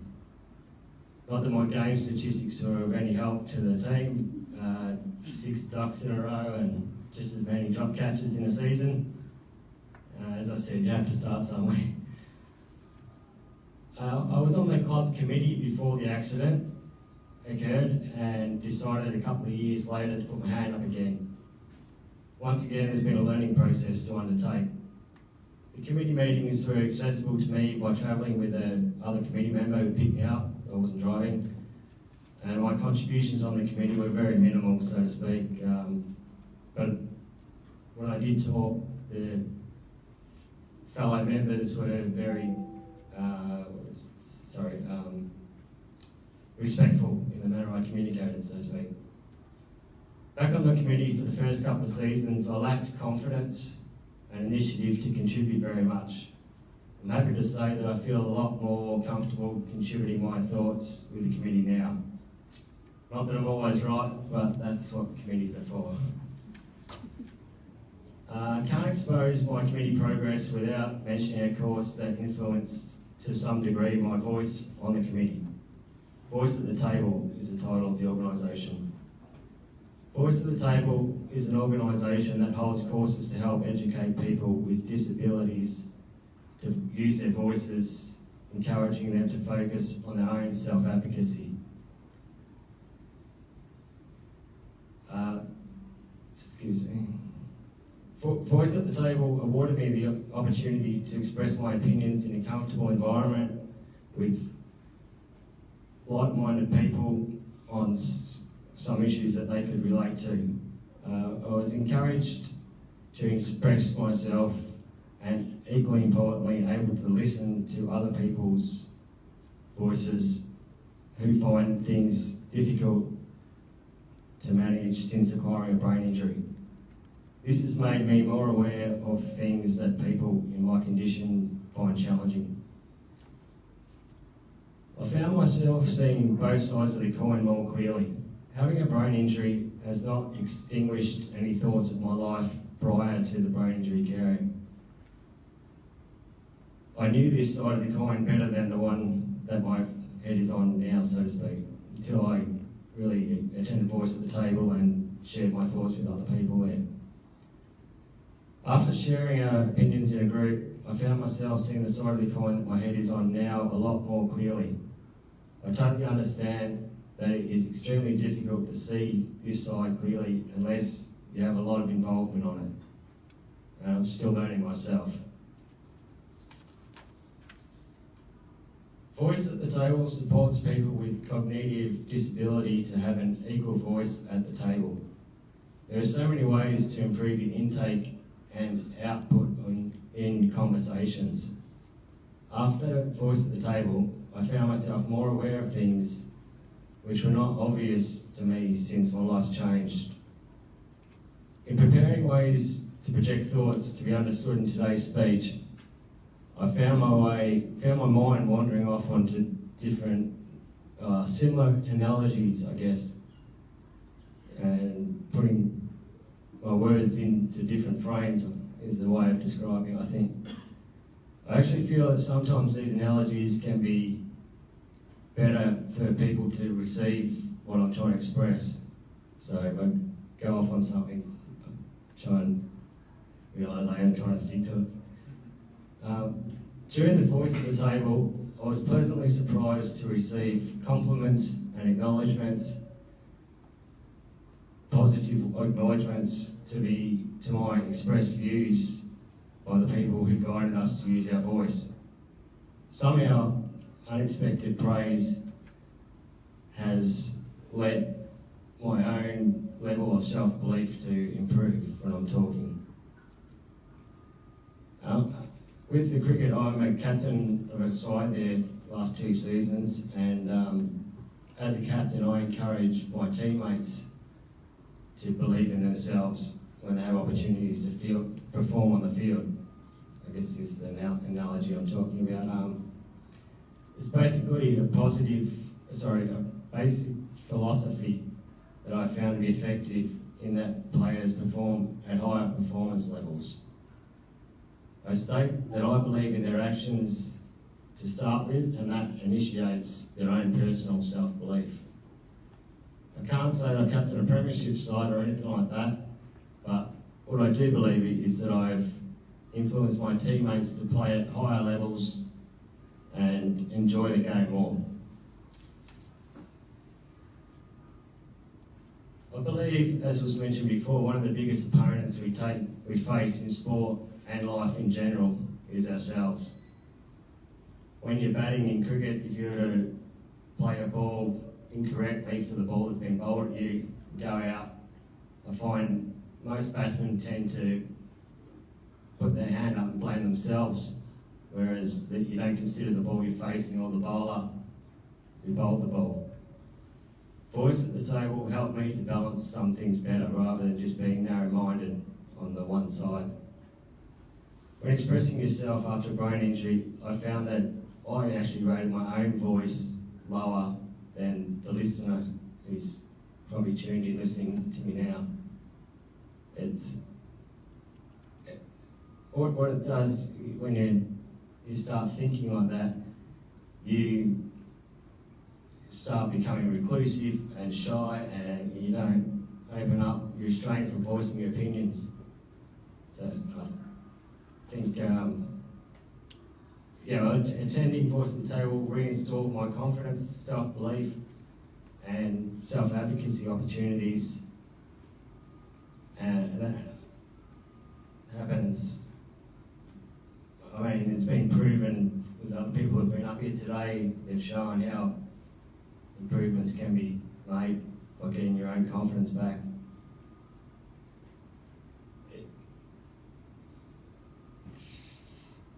I cannot say that I would not have the same stability here, not that I've shown, I don't feel, but right now, if I hadn't completed Voice at the Table. To finish off my closing words, I've got a quote. I'm not a religious type at all, but it happens to be, of all things, a Buddhist quote that I think is worth sharing. The quote is, "All that we are is the result of what we have thought. The mind is everything. What we think, we become." And I think although our brains have been damaged, causing life to change for us, our minds have not stopped functioning. Having a brain does not influence your thoughts that we have in our minds. So I'd like to encourage everyone to be aware that as long as these thoughts are in our minds, there is no reason not to encourage our voice to project our opinions. I found this thought in my head after completing Voice at the Table, and I'm happy to share it because I'm proud to feel this way.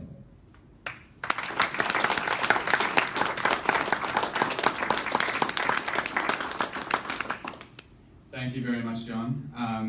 I think that you've made some really incredible points about that are true, not only for people like yourself, but for myself and everyone else. I think that the benefits of unexpected praise can never be underestimated. And I think you've done an amazing job here today with us in sharing your thoughts. And because you've been so kind and generous in sharing your thoughts, you've actually changed our thoughts. And I think that even my own thoughts, clearly in organizing, I had a big focus on education, and I had a big focus on employment. But going forward, thanks to you and the group at Voice at a Table and others, I think I'll have a greater focus going into the future at that board level, thanks to you and your important message that you've shared. Thank you very much, John. I would not want to follow up John's story and insights, but I'm going to hand that job over to Bo from the NDIS to sort of close things out and give us a little window into what we can expect in the future in this area of what I'm calling economic participation. Thank you, Bo. Thank you. I'm aware that we're running late, so I'll keep this very, very brief. I'm with the Victorian Community and Mainstream Engagement branch of the NDIS. And I'm just going to briefly discuss what information, linkages and capacity building, or ILC, is, and the upcoming opportunities with the ILC funding. So ILC is a relatively new part of the NDIS. It's something that was always planned to be built into NDIS funding, but it's only now that we're at full scheme in the state of Victoria that we're starting to roll out ILC. So ILC funding is distributed by the NDIS to organisations for them to complete projects under a competitive application process, the same as you would find with other government grants. And ILC is just one part of the bigger picture, along with people's individual NDIS plans. The focus of ILC is not on who will gain access to it, but on the supports that are offered. Anyone will be able to inquire about ILC supports through us, the NDIA, or your local area coordinator, including people with disability who do not have an NDIS plan. So it's quite different from the individual supports that a person would receive in an NDIS plan. So unlike the funded supports in a participant's plan, the ILC funding is for groups of people, not individuals, and it supports people with disability, carers, and a wider community, not just people who are eligible for an NDIS plan. There's two goals for ILC. The first is around capability, that people with disability have the ability to achieve their goals. And the second is around opportunity, that people with disability are included in all aspects of community life. ILC funding fits into four different activity areas: information linkages and referrals, capacity building for mainstream services, community awareness and capacity building, and individual capacity building. Which brings us to the next round of grants. So there's a grant round that's coming up. The exact date for its release hasn't been given. It's just early 2019 at this stage. And it's going to be focusing on economic participation and employment participation. So the description for the upcoming grant is that this grant round will seek proposals that build the capacity of people with disability to participate in work and support employers to create opportunities for people with disability. So it's not a huge amount to go off, but it's a fairly broad scope around employment and economic participation. We also have the NDIS Participant Employment Task Force that's going on at the moment. So these upcoming grants will tie in nicely with the outcomes when they're released from the Employment Task Force. I haven't brought along any brochures or resources today, but if anyone is interested in applying for ILC funding, I'll be here in the room for a little bit afterwards if you want to come and see me. But otherwise, first point of call for these, like with most things with the NDIS, is the partners in the community, so our local area coordinators and ECEI coordinators. There's also a great website. We've got the ilctoolkit.ndis.gov.au, and I can share those links to everyone here. Thanks. Thank you very much, Bo. That is fantastic information and a lot to look forward to. As I said early on in the day, following Ollie's question, was that we're certainly not holding up any examples as perfection. We have a lot of work to do, but 100% separately, yeah, everyone's going to get their job done. Separately, I feel confident that many people will deliver and will achieve their goals. But as Harry and Andre mentioned, starting off the day is that with a team atmosphere and a team approach, we're going to accomplish no swearing because it's recorded, a heck of a lot more than we would accomplish separately. So we do have a few minutes now where we can have a bit of question and answer. So I'd maybe like to invite Marcus back up, if you don't mind. And Steve is still here. And so if there are some questions that you have for our panelists who are part of today, please shout out. Especially since I'm making them come on back up. Is there a question? The one at Oh, Rosa's question early on, yes. So maybe that's a question that George, well, the question was around, did Triathlon Victoria use their own money or government funding to support the employment? And from Grant's example is that no, that was 100% Triathlon Victoria money.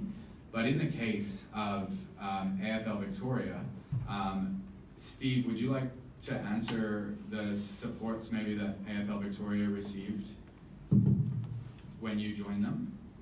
When I joined the AFL, pretty much the support that I got was anything that I needed, from a smart drive to a computer.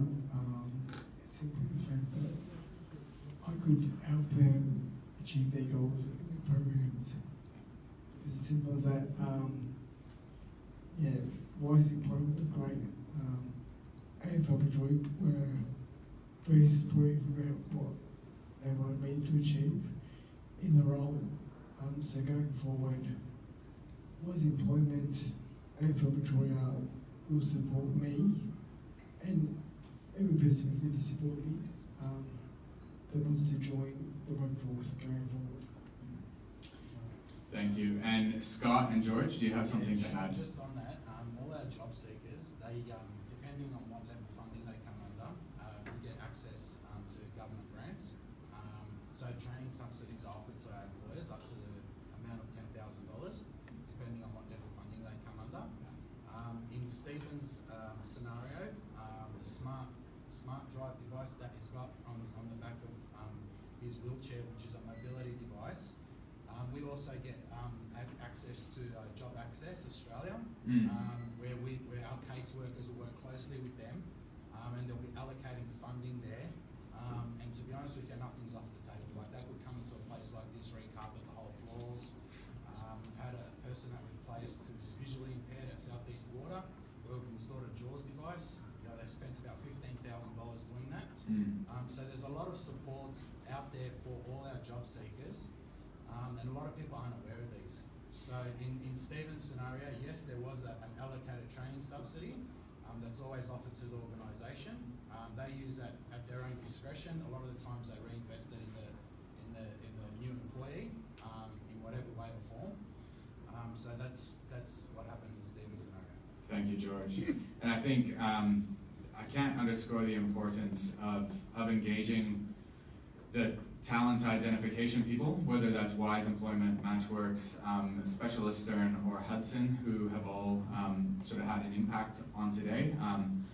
I would say that, of course, nobody knows everything, and just hearing George speak now, there's an incredible amount of information available, and there's a lot of support that can help organizations to be more disability savvy, and I think, we've heard it this morning from Harry and from Andre, that ability to get themselves that foot in the door, and I think that working closely with Steve and with Scott, very true as well, is that now that Steve has his foot in the door, the AFL Victoria are really working hard to make that role bigger and better and keep it going. So, Richard. Just want to quickly add on that point about all these subsidies and grants and the pathway about how it actually works. Part of the project that Aidan's leading with DSR about the Women's Disability Employment Program is to come up with a proper pathway so that sports and organisations who are a bit unclear about how to progress and navigate their way through this process, the idea at the end of our project is that there will be a resource that will be developed for people and sports and organisations to make it easier for them to jump in and to actually navigate their way through that. So that will be coming over the next few months. And I think that a big part of that is probably building the confidence and giving a voice, exactly what John has spoke about. And when we go back to the women on boards, a lot of the similar things is we need to dispel the myth that you need to be a high performance athlete to be on a board, or that you need to be a CEO or something like that to be on a board. And 100% we need regular, everyday people being on boards, and we've heard the benefits of having increased empathy when people have increased experiences. And so I just see my computer restarting, so I'm going to lose all the work that I haven't saved. But that's okay. Chris, did you have a question or a point to make? It wasn't a question. I need to run. Oh. I just wanted to alert people. There are some information sheets up the back. So the Victorian government are leading an initiative at the moment. So I'm from the Office for Disability here at the department, and it's about increasing the representation of people with a disability on Victorian public sector boards and committees.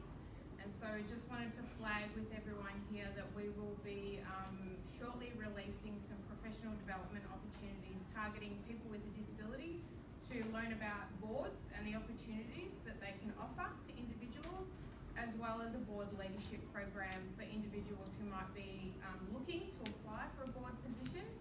And there's also currently coaching support that is being on offer to individuals who would like to take that up. And so we've partnered with Voice at the Table. We've also partnered with the Disability Leadership Institute and Leadership Victoria. So their details are on the information sheet at the back of the room.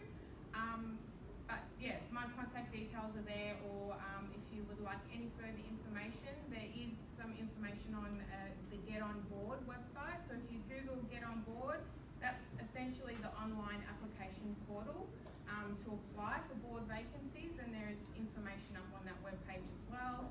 Or you can email the Office for Disability, so it's just ofd@dhhs.vic.gov.au, and we can send out some information. So the details for that professional development will be released shortly. Sorry, I have to run. No, thank you. That's Christine Mulholland from Office for Disability. So if you'd like to get in contact with Christine, please send me an email and I'll send you on Christine's contact details, or the information is at the back about the Get On Board program. And when the details are released, I will share it with Sean and get the word out. And I suspect we'll have to do an event like this in the future, possibly better planned. Someone planning that's more organized than myself.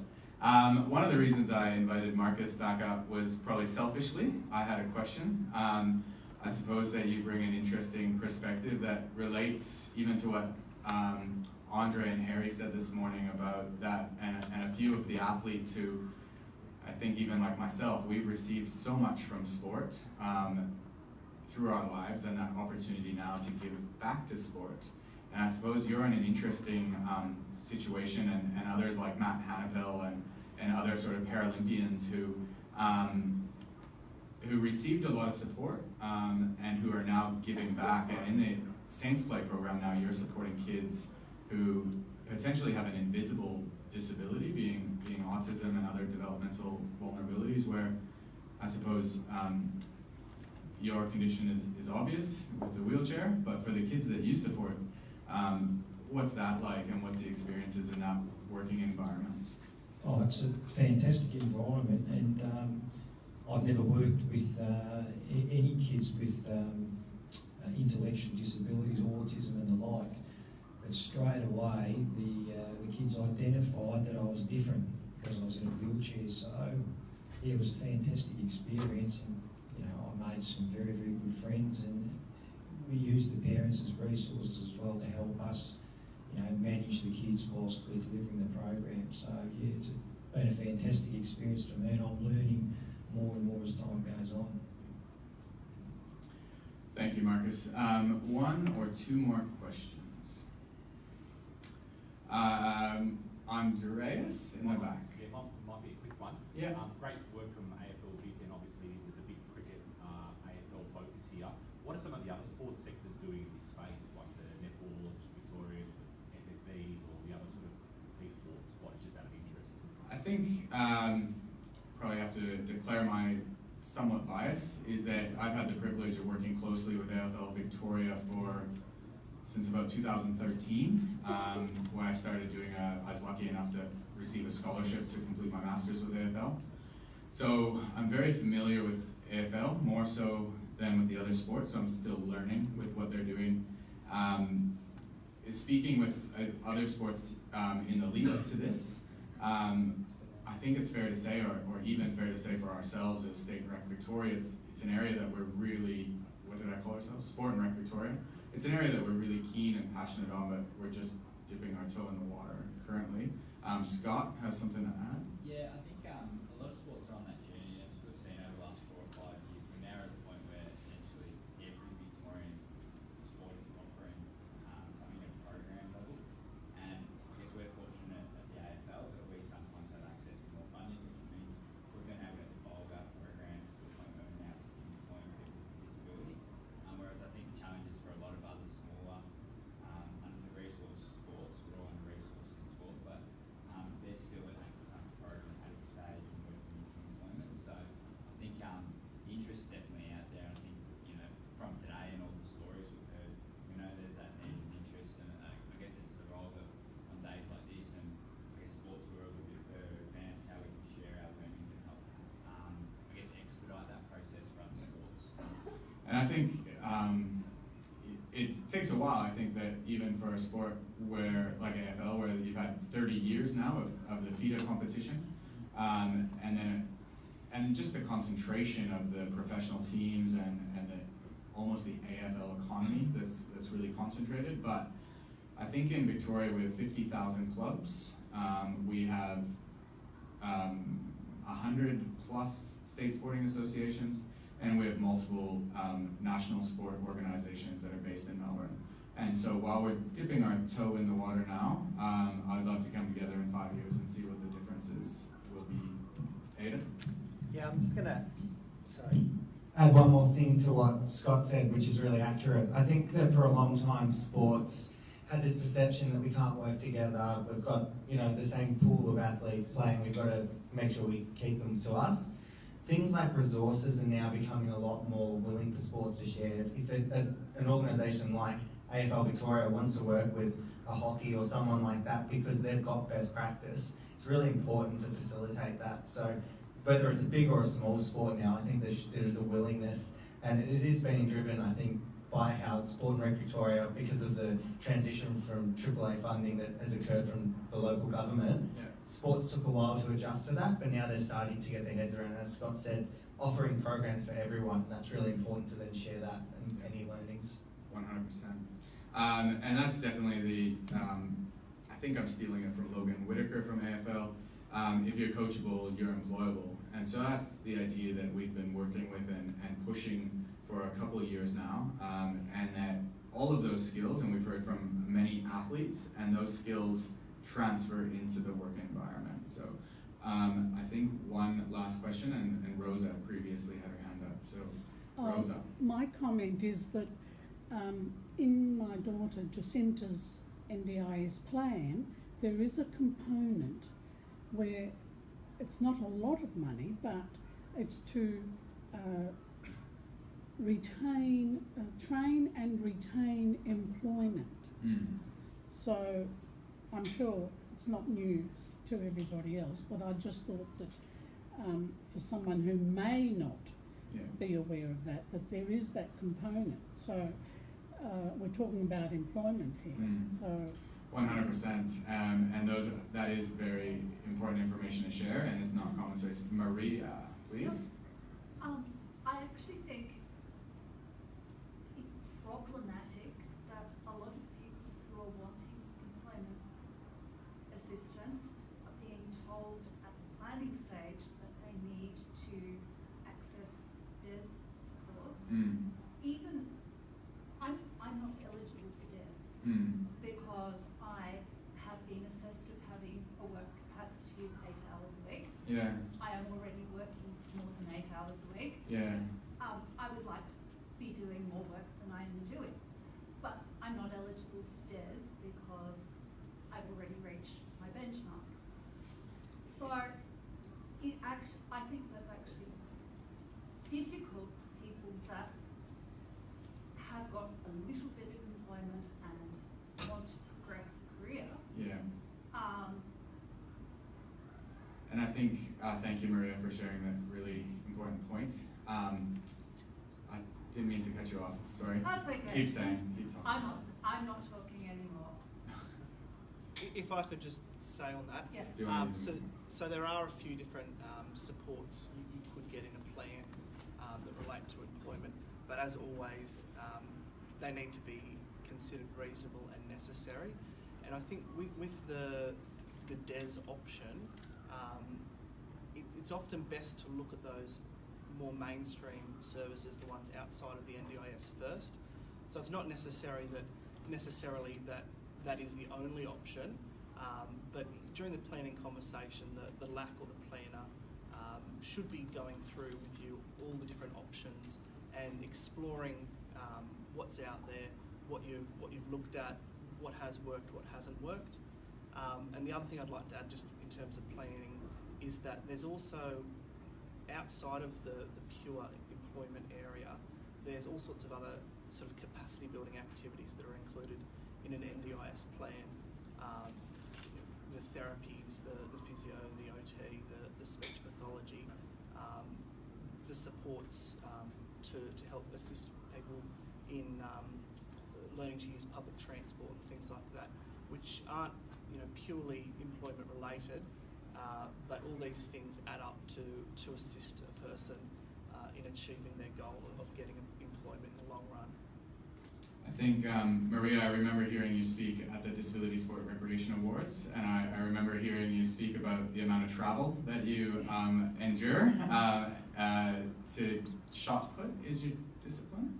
And so I trust that you're an extremely hard worker, and I can't imagine the frustration. I know that other people have shared with me fears that they have a disability support pension, but if they work too much, they'll lose that.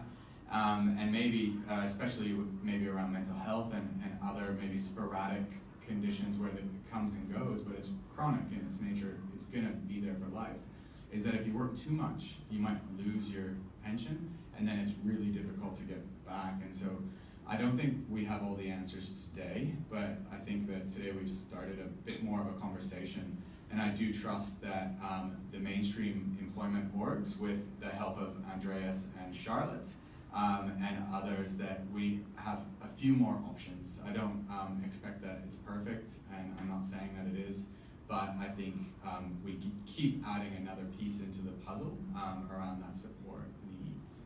So I think I'll wrap it up there, because we're probably going to get kicked out of the room within 10 minutes.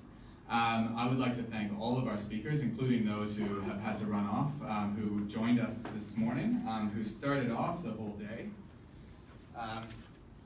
We had Harry, Andre, we had Steve, Ben, of course, Amelia, and Santo joined us from DHHS, Marcus, and John. So thank you guys all very, very much for your contributions today. We have Georgie. I just want to say sorry, I have to run off to a meeting, but Yeah.